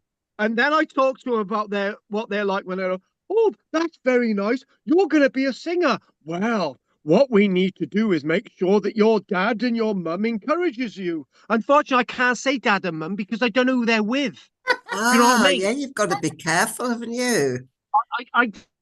I didn't once, when I was playing Centre on Saturday, refer to mum, dad, or whatever, right? And when I did on the one occasion, right, the man and the woman said, actually, she's our granddaughter. So I thought, I'm not going to say anymore. They won't be allowed to sit on your knee, will they? I gotta mention the only person who did sit on my knee was one of the senior female librarians. Yeah. She just pounced on my knee, and she had black hair. I thought, oh my God, this is typical, isn't it? Okay then, folks. I got to make sure that Michelle doesn't know about the fact that a woman pounced on my knee, because she just wouldn't be happy with her. It's a shame children can't sit on your knee, though. That we have to have this where children can't be natural because somebody could be nasty. The thing is, Christmas wouldn't be left on their own with the child, so you'd think it'd be safe enough to sit on the knee, wouldn't you? Mm. I'm not left alone with it, but because there's an adult with me at all times anyway. So it's not. The difference is I don't encourage it, because it's like the thing. It's like I didn't think anything of it, but I do realize that I don't think. I think one child may have sat on my knee directly with their parent, like there, maybe one, and that was it. So, anyway, there, aren't they? So that's what's that? You left on your own with a child, so there wouldn't be. One wouldn't imagine it's a problem, you know. And I do. I think with children, and all the sort of, well, with most people even, being close and touching, and I mean, not inappropriate touching, which you wouldn't have if you were left, unless you were left alone, and a man was left alone with them. But I think touching and cuddling with children is a really lovely thing for the child and everybody else. It is, but so the way I do it, my Santa Claus is very different. I don't really ask them what they want for Christmas. I did in one or two cases. I basically ask them what their interests are, and I encourage them, because I got to crack on in a second. But I will say one thing. When I went to the British Museum years ago, when I was about 11, right? I was just it was on a school trip, and they had to send the security looking for me because I just went in the bowels of the museum. But anyway, the museum sort of warden, he come up to me and he said, "Oh, what are you interested in?" And I said about, archaeology and stuff. And he saw something in me that I didn't understand. He said, "Oh, you're very theatrical, aren't you? You should write to the radio stations and all the rest of it." I didn't know what he was talking about. I thought he was talking about my archaeology, but he wasn't. He was talking about, your personality. Yeah, exactly. So when I'm with these children now, I just try and encourage them. Anyway, what we got to do, we got to crack on. I got to crack on because Judith has given me a donation of £2, and she wants to. She's saying that she wants, she's paid more tonight. She's paid more tonight than the rest of you, and she said that she deserves more input than the rest of you. But she's a bit nasty coming from up Yorkshire way, isn't she? Typical. So anyway, so let's crack on. So what we're going to do next is this. Now I like this, and I will go into. So scientists say new DNA evidence from Vilnius. And Vilnius is where bloody hell, there's Vilnius there. Vilnius. In 1812. This is on the retreat, right? And one of the things that I'm really obsessed with is the following, right? I gave a talk when I was about 16 once. Well, I gave loads. Yeah, that's when I started. Anyway, there was a history teacher in the audience. He said, "Look, Carl, how big was the army of Owen Glyndŵr in Wales in the 1400s?" And I said, "Oh, it must have been about 30,000. So he let me say that. He came up to me afterwards. He said, "Right, that's not the answer to the question. The answer would have been maybe 1,000 or 2,000, because how would you feed an army, right? You would need to feed them, right? And when they talk about 500,000 soldiers marched with Napoleon into Russia, right? I'm always suspicious of that. And then I start to think, right, how many people died in the battles that Napoleon fought? How many were actually taken prisoner? How many sort of deserted? And then when you start to think about how many actually died on the retreat from Russia, Was it the hundreds of thousands that they're talking about, or a few thousand? Those questions haven't been answered, but we're going to get onto this. So scientists they've discovered traces of the deadly pathogens that ravaged Napoleon's soldiers during his doomed 1812 retreat from Russia from about November, December and into 1813, offering a clearer picture of the circumstances of the French general's downfall. But then again, it wasn't the immediate downfall of Napoleon. He still had to sort out Spain, and he would still have another victory in 1813. And obviously, by 1814, he's heading to Elba. So the soldiers served under Napoleon during his disastrous invasion in the winter of 1812, and they say that they were among roughly 300,000 French soldiers who perished in the campaign. But how did they perish? This is the question. How? So, interesting enough, there's an image coming up of a tooth. So the teeth contain bacteria that cause paratyphoid fever and louse-borne relapsing fever. So they're basically these troops were full of lice, and basically these lice would have been very active in the cold conditions, wanting to get into the skin and sort of whatever. So, so indicating the several infections circulating among the soldiers who were weakened by hunger and the freezing temperatures. These two pathogens had not been identified previously among Napoleon's soldiers, though historians have documented the harsh conditions of their deaths for over 2 centuries. Now, I could tell you lots of stories about this army, but I'm not going to because we haven't got a lot of time tonight. But after marching into Moscow, Napoleon's campaign quickly unraveled. Moscow had been abandoned. And actually, that was exactly Stalin's plan after Operation Barbarossa of the Axis troops invading Russia. The one thing that Stalin did get right, he started moving all the factories and all the resources and everything that you possibly could out of Moscow. So by the time Adolf Hitler captured Moscow, if he had, there would be nothing there, right? He had learned from years earlier what happened to Napoleon and his predecessor ruler. I think it was Nikolai, the Tsar of Russia at that stage. I think it was. Anyway, the French emperor was forced to retreat. There were no supplies in Moscow, and then we've got all of this. He goes to Vilnius, and this is probably the Grand Army: hunger, exhaustion, infection, and Vilnius. Now, basically, the interesting thing about Vilnius is that the French army had stopped there on the way into Russia, and they're only a few months earlier, and now there.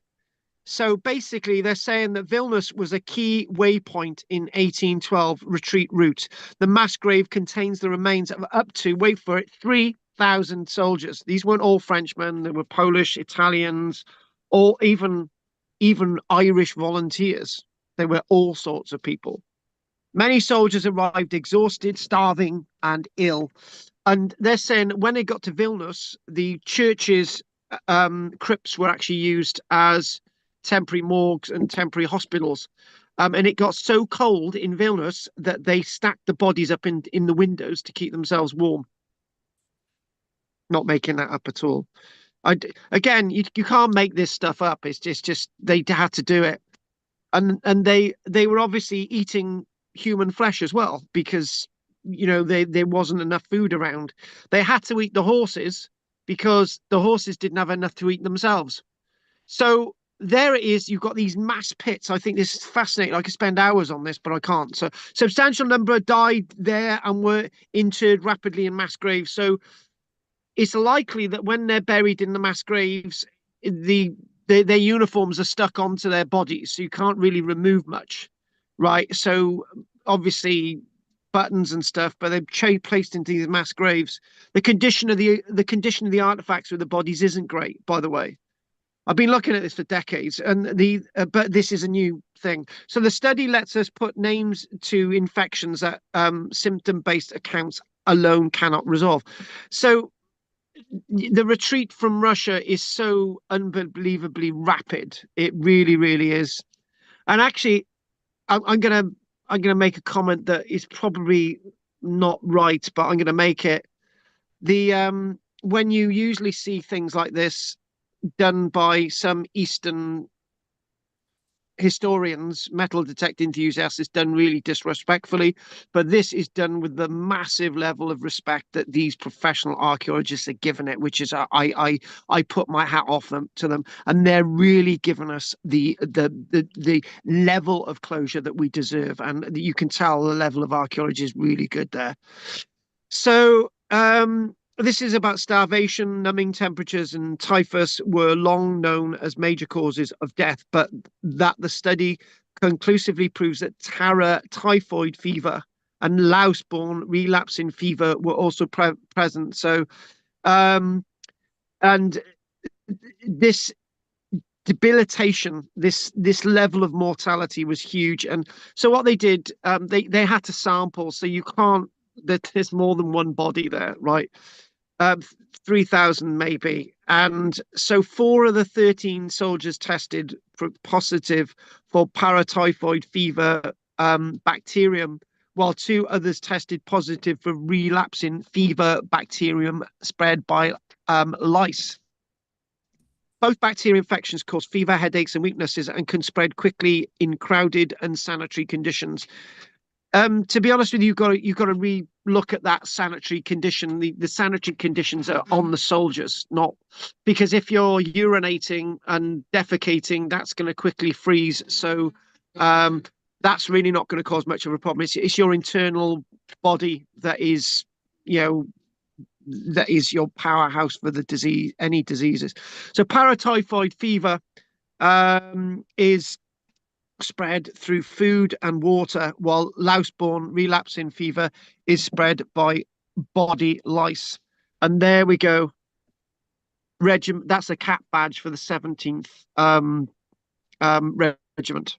And this is how we know they're Russian. This is how we know they're Napoleon's troops. I think this is really nice level of archaeology, and you can obviously tell that, these bodies would just have to be buried as quickly as possible, and they weren't stripped. So the co-occurrence of pathogens with different transmission routes underscores how dire sanitary conditions were and how dire personal sanitary conditions are. I'll make that again. So future work across more sites and individuals will refine the disease landscape of 1812. And again, this is something that really hits me. I did a little bit of study into this back in about 2000 and something, and they've struggled to really understand what happened to Napoleon's army, and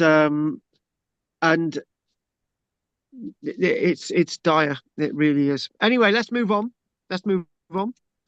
So when I was talking to Larry, and Larry, well, I'll tell you about when I do a podcast with Larry in the future.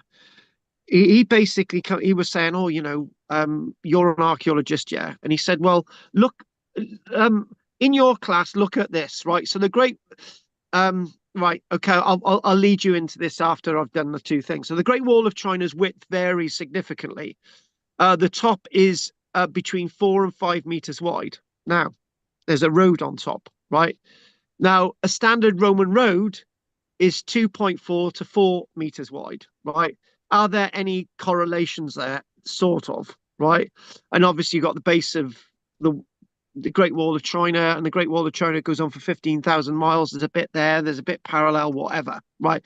And I think Larry was saying to me, he said, could the possibility of a Roman influence on building the Great Wall of China, that the Han Dynasty, for example, the before 200 years, sort of AD 200, and you're thinking, well, no, but what you've got to think of is, I think the point is that when a wagon or a car is only stable if it's a certain width, right? This is why most cars are the width that they are, right, and not any bigger, right? So this then accounts for the width of our roads. So this is the type of thing worldwide. So if you're gonna have a wagon that is 4 meters wide, it's not going to be very stable, right? If you're going to have a wagon that's a meter and a half wide or 2 meters wide, right? So then you're talking about this idea that if you've got a wagon which is under 2 meters wide, you can pass between the two. And this is where we're getting with distances. So that's as far as I got. But there we go. Watling Street, 33 feet wide, right? That great Watling Street in Britain, 10 meters wide, and they say that that was like a motorway, a dual carriageway of the Roman period in Britain. But c'est la vie, folks, c'est la vie.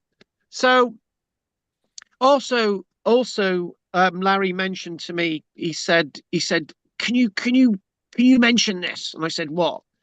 He said, I live up the road from Burns Walk, which is in Scotland, right? Southern Scotland, Burns Walk. And we've actually done Burns Walk. Remember we did Burns Walk? It was like an Iron Age site that the Romans had taken over, and they used the Iron Age site as a temporary siege site so they could practice their fighting and attacking hill forts or whatever, right? That's Burns Walk. And we had this conversation about tribal names, and we seemed to agree that he said, well, when the Romans got to Scotland, there were thousands, by the time the Romans got to Scotland, there were hundreds of tribes in Britain that the names of those tribes have become lost. And I said, yeah, you're right. And it's probably likely that most areas that had a fort, and then we know there's probably 5,000 Iron Age hill forts in Britain had a tribal name for it. So incoming outdoors, when you think about the name Silures for South Wales, is not a name that would have been a name that people would have called themselves. It's a name that the Romans invented for the local people because there's so many people in these valleys and spread around the place, and it's the same with Scotland. So anyway, we talked about that a few times. So there's Burns Walk, and look at that. Then you've got Braminium, which we mentioned earlier on, High Rochester, and the Roman fort, and we've got Burns Walk there on the left, and that's sort of in that area. So we've done a little bit of that north of Hadrian's Wall today.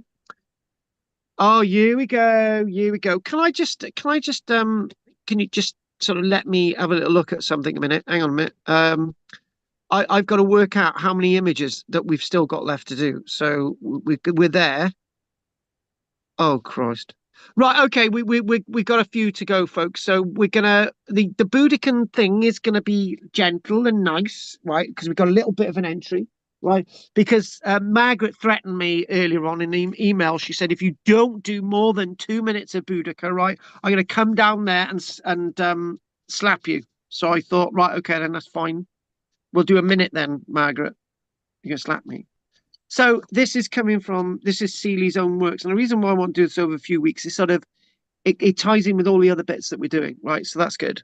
So there we go, the Iceni, the Catavalani people, the Trinovantes. Now, you know what I said about the tribal names? The Iceni and the Trinovantes and the Catavalani people actually put a name on a coin, right? This is why we know that the names of these people were those names, right? But there were probably other tribal people in between that the names haven't survived. So there we go. So there we go. They're the main categories of Iceni silver coin, and we mentioned this before: the boar, the horse, the various designs. This sort of this sort of offers a translation and a identity of these people. We did coin lectures and so on, and there are writings on some of the Iceni coins. One thing that we don't talk about is pottery. So when we're looking at Iceni pottery, we talk about the evidence from a site known as Weststow. Has anyone ever been to the Weststow village that I've been to? And I took an archaeology company trip there years and years ago, and it's a village that was an Iron Age village, and then it was like Roman influence, and then we've got like an Anglo-Saxon village. But this is some of the pottery that they got from Weststow. To give you an idea of where Weststow is, there is Weststow. So we got Thetford pottery as well. But all of those localities where we've got Iceni coins being produced, Needham, Thetford, Seymontoni, and Weststow.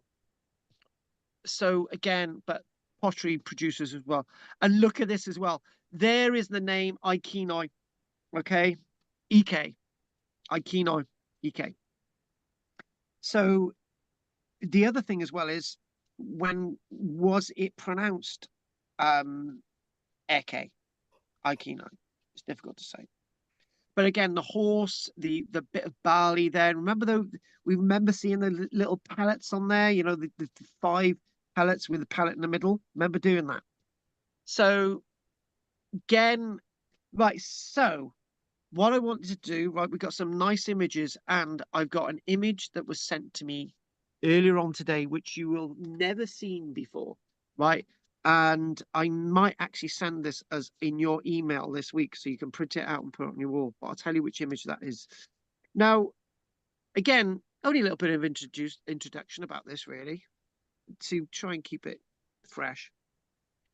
So this is actually the basement of the Roman temple of Claudius, which is the one in all the images, right?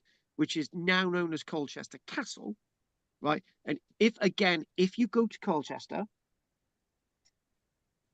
make sure you book in advance, get a map of your Roman stuff in Colchester, or you could do a medieval trip. You're doing a Roman trip for me, and get on a walk to go underneath and see this, because the masonry is great. And then, if you're lucky to still have the recording, because I do, and the BBC might not even have it. I've got a recording of Sir Mortimer Wheeler in this basement, talking about this basement, and he talks about, is it Boudica, is it Boadicea, blah blah blah, the name, right? But he's here in the 1970s, right? So, but before we sort of go on to this, interesting enough, when we talk about this sort of, you know, Roman takeover of Britain, you get burials like this before the Roman takeover in Britain, before AD 43. This is roughly around AD 45 when Romans have taken over Colchester. But this is not much different from burials that have been going on within the area for generations before the Romans. So when you talk about the tragedy that is Colchester being set alight, and the way the Romans treated the local people, give you a little bit of a quick history lesson. If the Romans had done more Pax Romana and treated the people better in the early stages, things would have been very different. This rebellion would never have happened, right? And it's the same, well, I'm going to say something else. It's the same as what Heinz Gagarin said when they captured Kiev, that if they had flown the Ukrainian flag in Kiev instead of the nasty Nazi swastika, it's very likely that the Second World War would have turned out very differently. They would have had the support of the Ukrainian people, but that didn't happen, right? So when you don't have the support of the people you're conquering, in Pax Romana, the real word of the letter, things don't work out. And this is why you have rebellions. Eventually, there was a nice proper Pax Romana. And this is what I want to do over, you know, the next few weeks, doing a little bit more of archaeology, you know, looking at the likes of the archaeological evidence. So again, if we had none of this information written down, you know, by Cassius Dio or Tacitus or any of these people, if nobody had written about Boudica, right, there's the evidence. It's a bag of dates that was found in a thick black layer in Camulodunum, Colchester, right? And I just want to tell you something, that there's, in British archaeology, we used to talk about the black layer, right? The thick black layer, the layer of blackness, which usually indicates a Roman site that's been burnt down. And there's lots of them across Britain. Not all to do with the Boudiccan revolt, but when these buildings are heavily made of wood, it's so easy to burn them down. So, you know, so a bag of dates, roughly dating from around AD 60. So if this is the only archaeological evidence in a thick black layer, what happened in Colchester? It was burnt down. and this thick bag of dates belonged to a person that was continental and liked dates. So there's archaeology, right? So another bit of archaeological evidence, basically a cooking gradinium. And I think this is actually in the Colchester Museum. So you're thinking, well, hang on a minute, that's going to be a valuable artifact. So when the building burnt down, this was preserved in the archaeology. So there's another bit of archaeological evidence to say that something happened in Colchester around AD 60, AD 61. So it's not just about looking at really nice fusty images, you're looking at real archaeological evidence. And why did the temple of Claudius burn down in AD 60? So we've got another piece of evidence. So all these bits of evidence build up, don't they? And there's another bit of archaeological evidence. There is the read the description tombstone from Colchester of the Roman cavalry officer Longinus, smashed. It's in this big thick black layer.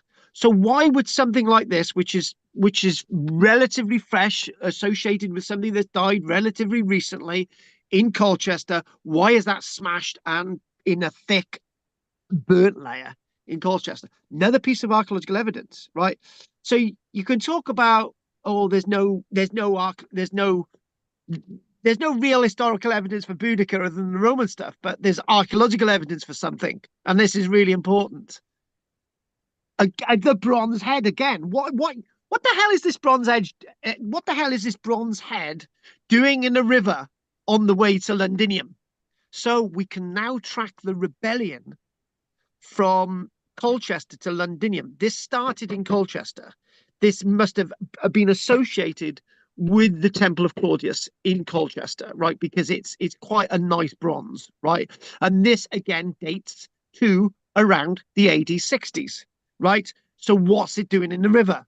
So we're building up a picture. There were some people who burnt the temple down in Colchester, destroyed buildings, and took a part of a statue with them, and this ended up in the river. So we can trace the archaeology to tell us the rebellion occurred, right? So case to St. Edmunds, we've already seen this: Colchester, Londinium, Verulamium, and again St. Albans. And if you go onto the internet and you type in a Boudican rebellion, you find these types of images, right? And this is quite appropriate, right? Roman women were not raped, right? They were kept alive and their breasts cut off them while they're alive and sewn over their mouths. And we've got reports of that. How much of that is true, we don't know, but these people are beheaded, right? And we find heads of beheaded people in Londinium, right? So we get that. We're getting that. I've got to read the text from the book in a moment. And this is the famous image. So here we go. Colchester destroyed. The first target of the Iceni and their Trinovantian sympathizers was Colchester. Their attack came in the late spring, with the campaigning season already underway. Interjection, folks, right? This is a reality. People only fought wars or rebellions in the summer months. Okay? This is what Napoleon got wrong when he invaded Russia. He invaded Russia in the late summer to autumn. Bad mistake. He invaded Russia just outside campaigning season, right? These people got to Colchester in the campaigning season. When the townsfolk got wind of impending trouble, they appealed to Catus Decanus to reinforce the few troops still based there. But the procurator was able to spare only 200 inadequately armed men. So he sent them to London. But usually, some historians say before they even got to London, right? Start again. He sent them from London. So before they even got to Colchester, Colchester was in flames. However, let's go by what the book says. Preparation for the defense of the town were hindered by secret supporters of the rebel cause. No attempt was made to erect any defences, nor were women and the elderly evacuated. Tacitus says the town was not defended by a rampart and ditch.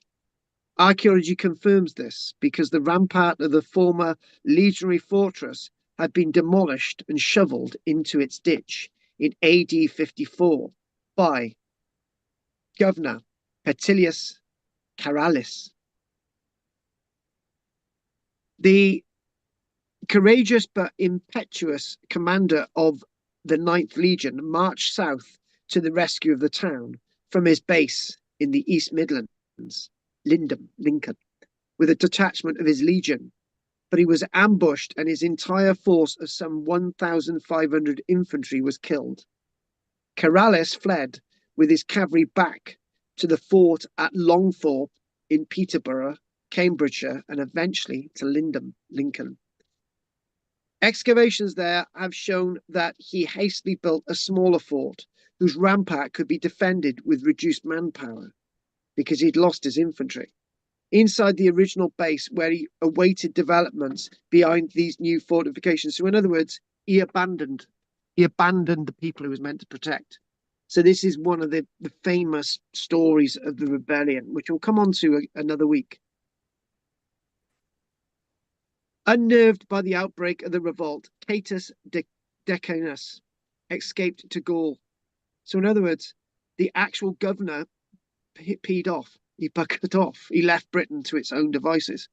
Meanwhile, at Colchester, the last stand of the Roman soldiers and veterans took place in the Temple of Claudius. So obviously, you know, we've got these images, and there we go.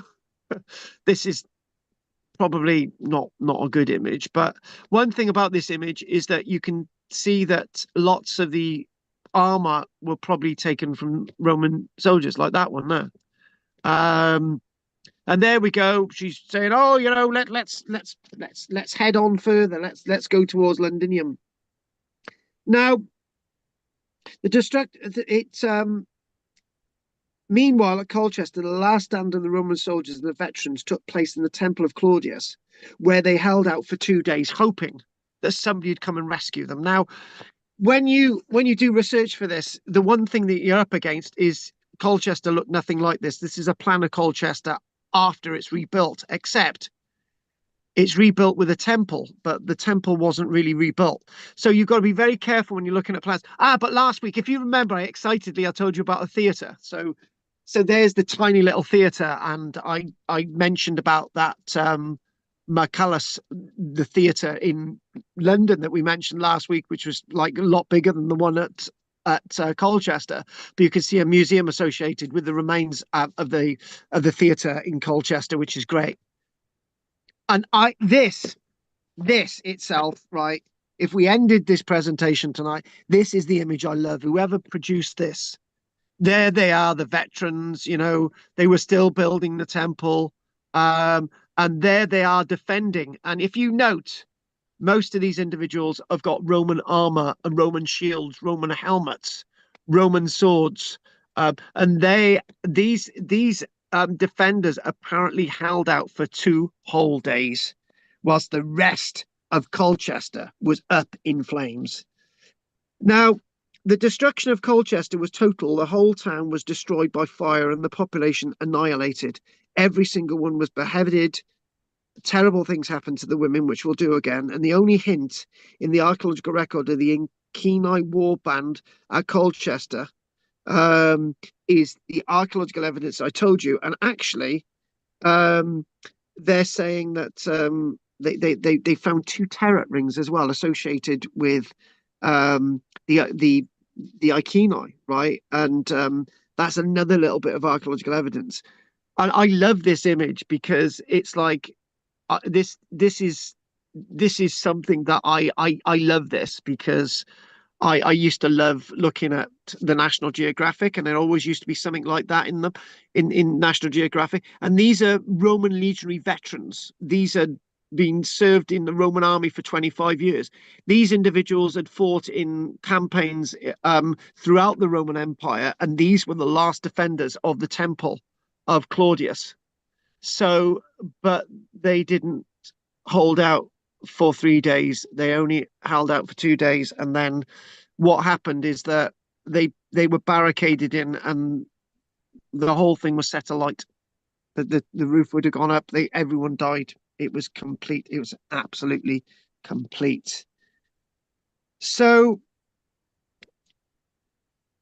again, another one of these images, bit of exaggeration of the temple, and the layer of burnt debris at Colchester created by the sack of the town is called the Boudiccan destruction horizon.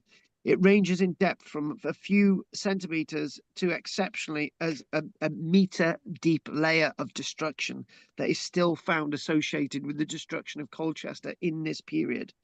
In places, the lower parts of buildings are preserved to a height of up to half a meter, allowing the architecture and plan of the legionary fortress and early colonia to be reconstructed in detail.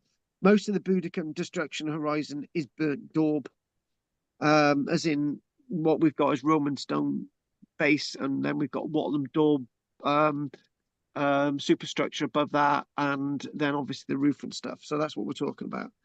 So normally daub does not survive, but daub survives when it's heated at a high temperature, and it instead of turning back to clay, it's baked pottery. In other words, the daub turns into a form of pottery. But the high temperatures reached when the town was torched. Molten glass that had subsequently solidified also testifies to the ferocity of the inferno. Broken tiles, wall plaster, and smashed pottery are also common. So the Boudiccan destruction horizon is to be seen across the town and suburbs of Colchester. And that is enough from Boudica today. But we've got a couple of little images. So there's Longthorpe. That'll be a nice one to look at in the future. And what we've got then is we've got Colchester, London, and St Albans. Were any other locations burnt to the ground? Probably. They didn't get as far north as Lincoln or Longthorpe, but that area. It's said that this is probably the closest Britain came to kicking out the Roman legions, except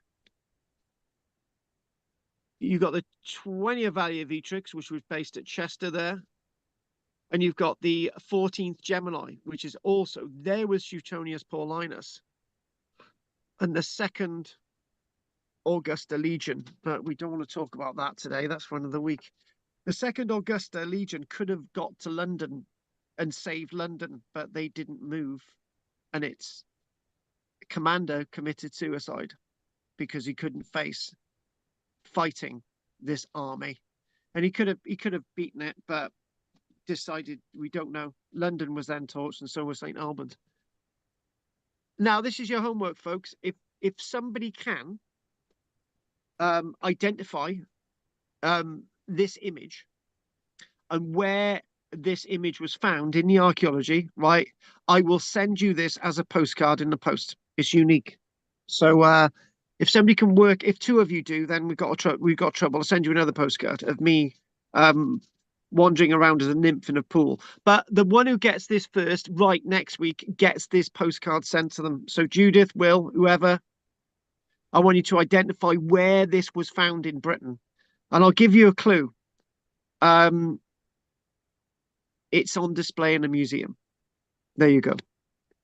Right, folks. I did say. Now, what time is it now? It's 9:25. So I'm going to be very careful of time, right? So we're gonna see where we go, and anything that we don't do this week, we will do next week, right? So I've got several of my old history books, and this is one of them. And this, reason why I wanted to put this in here tonight was simply because I wanted to fact check some of the stuff that my history teacher told me in school, and it seems that some of it was really in. So this is my original textbook from comprehensive school the first year of comprehensive school. What is history? There you go. Um, and I noticed this in one of the pages, and I don't like this. So we were taught this at school. It says the year 1 to 99 is the first century, BC or AD. The year 100 to the year 199 is the second century. And you know what? I hate that. I hate it because when you're presenting a class like this, if, say, for example, you say the 6th century, somebody's got to think, when was the 6th century? Was it 500s or the 600s, right? And by the time I've mentioned that, we've gone on to something else, right? So don't use this dating technique, but this is the way it worked anyway. So the Romans. Now, we used to have fold out things in school, right? And this was like, oh, I had 8 out of 10 for this, by the way. So the Roman Empire, and basically what we did, it's a fold out thing. It says how Rome got its name. In a Roman legend, the god of war Mars had 2 sons, Romulus and Remus. Did you know that? It was actually the god Mars who had 2 sons, Romulus and Remus. These he left in a cradle on the banks of the Tiber, yeah, which we're told. A she-wolf found the crying babies and fed them with her milk. So nothing really has changed there. And actually, interesting enough, the way I'm doing these classes is not based on anything on how my history teacher told me how to teach. But it happens to be that the way he taught the Romans was then telling us about the Gauls from France almost destroyed Rome. We haven't done that, but he said we did Carthage. At Carthage, a rich trading city, and we looked at Hannibal, and I thought that was great. We've done all that, we did that.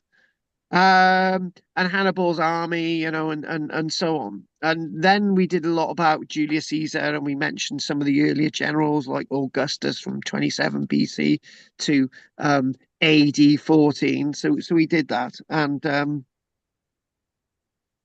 oh my God, folks. Do you know what, right? This is really, really interesting. I didn't know this, right? Because in this book it says Augustus, Tiberius, Gaius, Claudius, Nero. Gaius is the other name for Caligula, but we called him Gaius. Now that's really interesting. I don't know why I put Gaius in here, but AD 37 to AD 41, it's Gaius in here, but Gaius is Caligula. Isn't that interesting? So then we sort of did different things like that, and we talked about the Julius Caesar invasions. There's my spelling and stuff. And they were there we go. They were pretending to know nothing because the Britons would find out that the Romans were invading, and various different things. So we did I think the Julius Caesar lecture was one that I really remember. I used to like that. So, by the way, folks, look at this image. You won't find this anywhere on the internet. And doesn't this look absolutely fabulous, right? Now, I don't know, but if anyone wanted this printed on a t-shirt, right, let me know. And if there's more than 1 or 2 of you, then we'll get this printed on the t-shirt, and this will be a unique design. But I absolutely love this. I love the fact that you've got the temple there. This sort of warrior who's not really looking the usual look of he's looking more like what a warrior should look like. And you've got all these individuals here, right? And all these individuals here sort of dressed in Roman stuff, and they've captured it. I like this image. I don't know if it's you, but I really like quality images like that. Now, folks, so what I'm going to do is set a time on tonight. So we'll be finishing at in 10 minutes. So I've got to crack on. Now, going through all my bits and pieces, I found this letter, which I wrote to Pompey, when I was how old would I have been? 15, 16? Was I 16? I can't remember. Anyway, in 1990. Right, so they wrote back and they sent me the following, which I thought was brilliant. People used to write back then, and they sent me like this fold-out map, and I thought this was really nice because what you've got is it shows back then the areas that they hadn't excavated, right? So all of these grey areas they hadn't excavated. They've excavated quite a bit since, right? But we've still got about a third of Pompeii that's not been excavated. So, you know, that's there. And obviously lots of the outskirts of Pompeii haven't been excavated. So there's still a lot outside Pompeii. There's only bits that you can see over there that have been excavated, right? These bits. But there's still a lot outside, and the third inside that has been excavated. But look at this. I actually thought I love this because I can never remember when I saw an image like this on the internet, right? This is a lovely, beautiful overview of Pompeii where you can actually get down on it. I love this. And it sort of brings Pompeii more alive, that you can actually see the areas that they've got little roofs off and that they're preserving better. Lots of Pompeii is actually was overgrown back then, and it is, and I think that's a bit of a shame. But look at this image here. Look at that. You can see in amongst the buildings and from the rooftops and all of this detail. I love this type of thing. I really, really do. It's sort of, yeah, it's like a Where's Wally type thing. I love this. And I've only just found this in the past sort of 10 days, really. And there's probably other things like this in my boxes. I had about 100 pallets of paperwork, right, which I've managed to reduce down to about 10, which I'm quite proud of, but that's life. So oh, look at this, postcards. These are some of the postcards that I send out, and I thought, right, okay, so I thought I'd do a couple of these this week and a couple next week, and I thought, right, these postcards, they're like little dinky do ones, and I just thought, wow, look at that. Doesn't that look absolutely brilliant? And I'm just thinking, I'll challenge you guys, right? If you can find this image on the internet, right? Can you? That's the point. And so I got this as a little card, and the little thing says the Villa de Mistress, the Villa of the. It says the Villa of the Mysteries. Then it says it's the Villa of the Secrets. Whatever one this is, it's definitely. Hang on a minute. It doesn't tell it. Yeah, because the Villa of the Mysteries, this is what this is. And look at the detail in that, like the galosh pattern there, right? I think that is that's in relief, isn't it? That's not, yeah, that's in relief. And obviously what you've got almost as if there's a textured undercurrent of plaster. And they've painted it to sort of give a little sort of 3D-ish type effect, and you've got the lyre player there, and you've got the ladies and a little whippet there, and really nice. There's a nice sense of the life of this wonderful, rich town. And the dog is called. It says the counter drawing of the dog.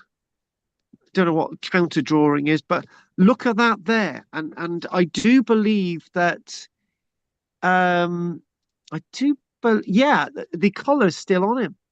The collar is still on him, and obviously that dog's asphyxiated and just died.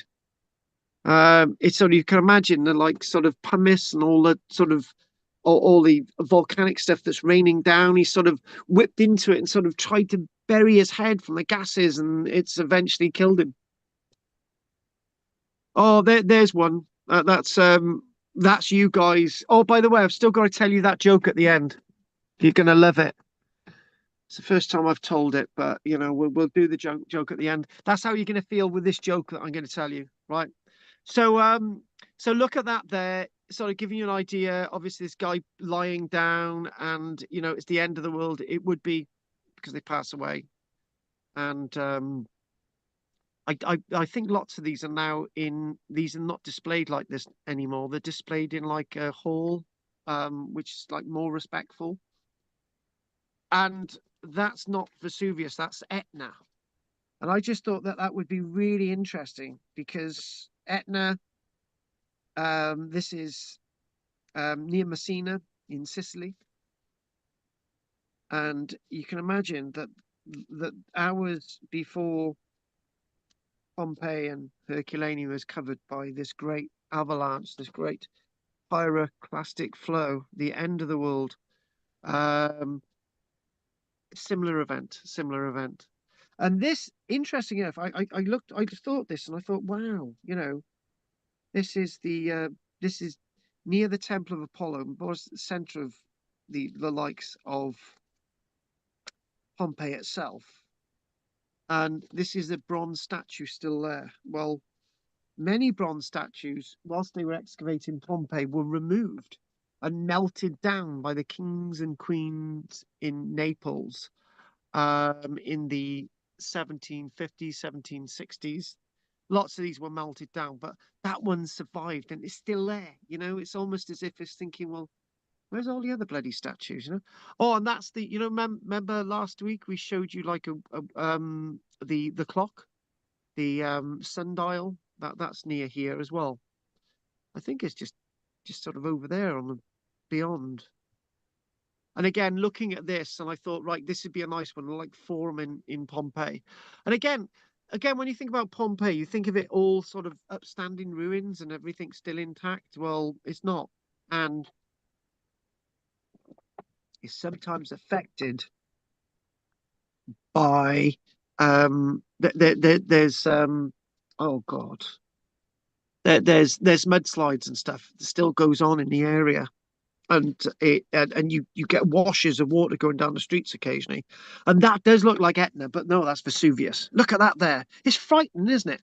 But when these people were living in Pompeii, be in amongst the buildings, they probably wouldn't have seen it, you know, because the roof line and stuff, and there's this thing over there, it's rumbling.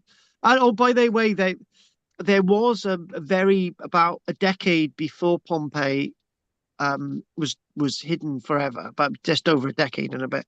There was another event that was a huge earth tremor, and it caused a lot of damage to the places in and around Vesuvius. And that, amazingly enough, is the last image for today. And guys, the big question is, right? Do you want this joke?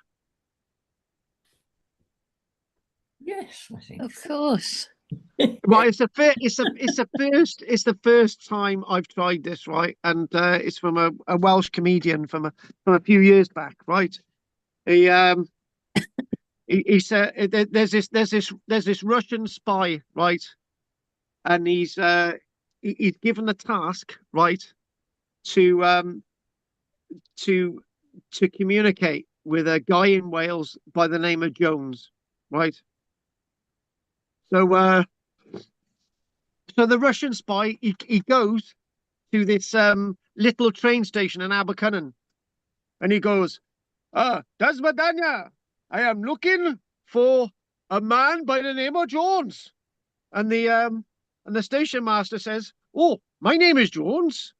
And there's also Jones the baker, there's Jones the reverend, there's Jones the carpenter, and there's Jones the singer. And I'm Jones the station master. And the station and the Russian spy says, it's going to be snowing on he goes, it's going to be snowing on Barry. I can't get the Russian accent. It's going to be snowing on Barry Island in June. And the station master says, oh, it's Jones the spy you want.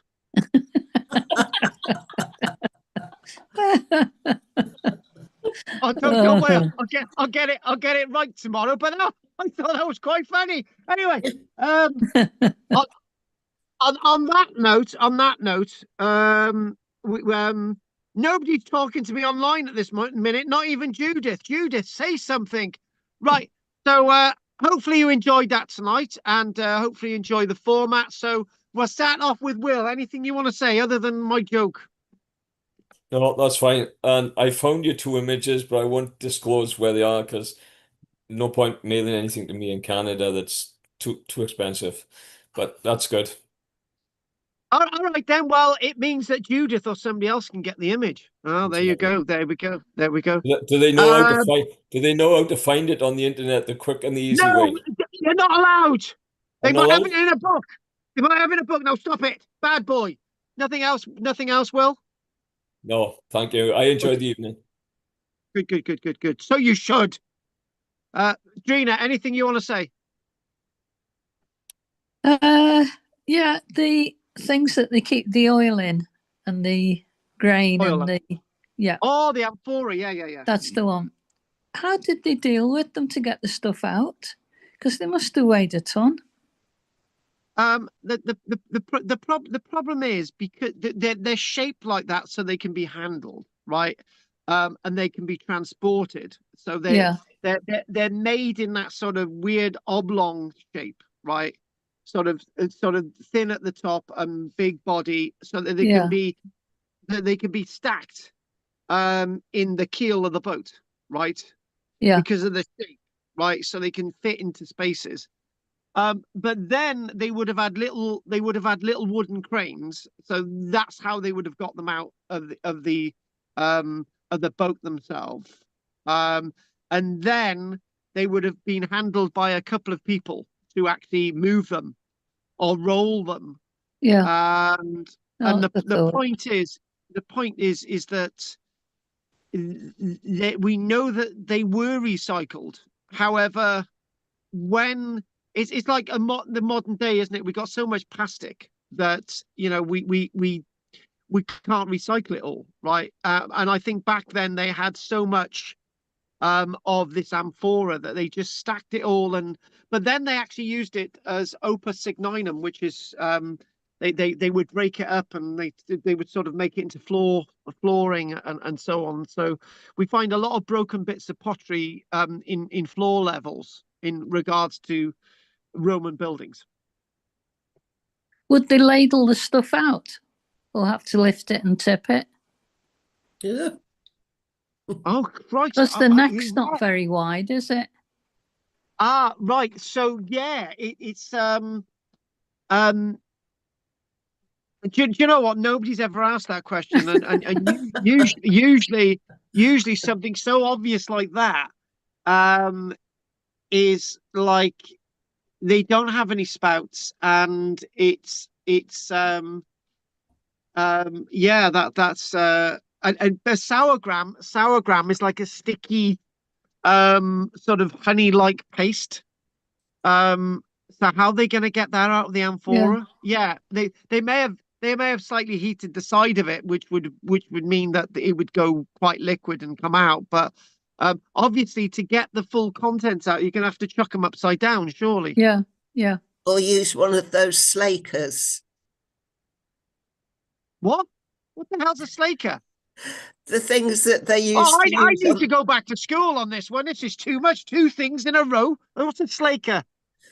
They use them to get the oil off their bodies when they were having a bath. That long thing. Oh, like a little miniature scoop thing. Did you take blood? Yeah. Yeah. The wine had last a while, love. And you'd have somebody who knows that there's a little drop of wine at the bottom they're going to have to empty upside down anyway. Yeah. You'd have slaves, wouldn't you, to do it all? You would. Well, I for you, Drina, I'll do it willingly. Right, let's just move on. That's too much. That's just too much detail. It just would get very jealous. Yes. Yeah. He would get very jealous. He would do. Right. Okay. So we've done Margaret, have we? Yeah. So let's finally do Anne, and we'll call it a night.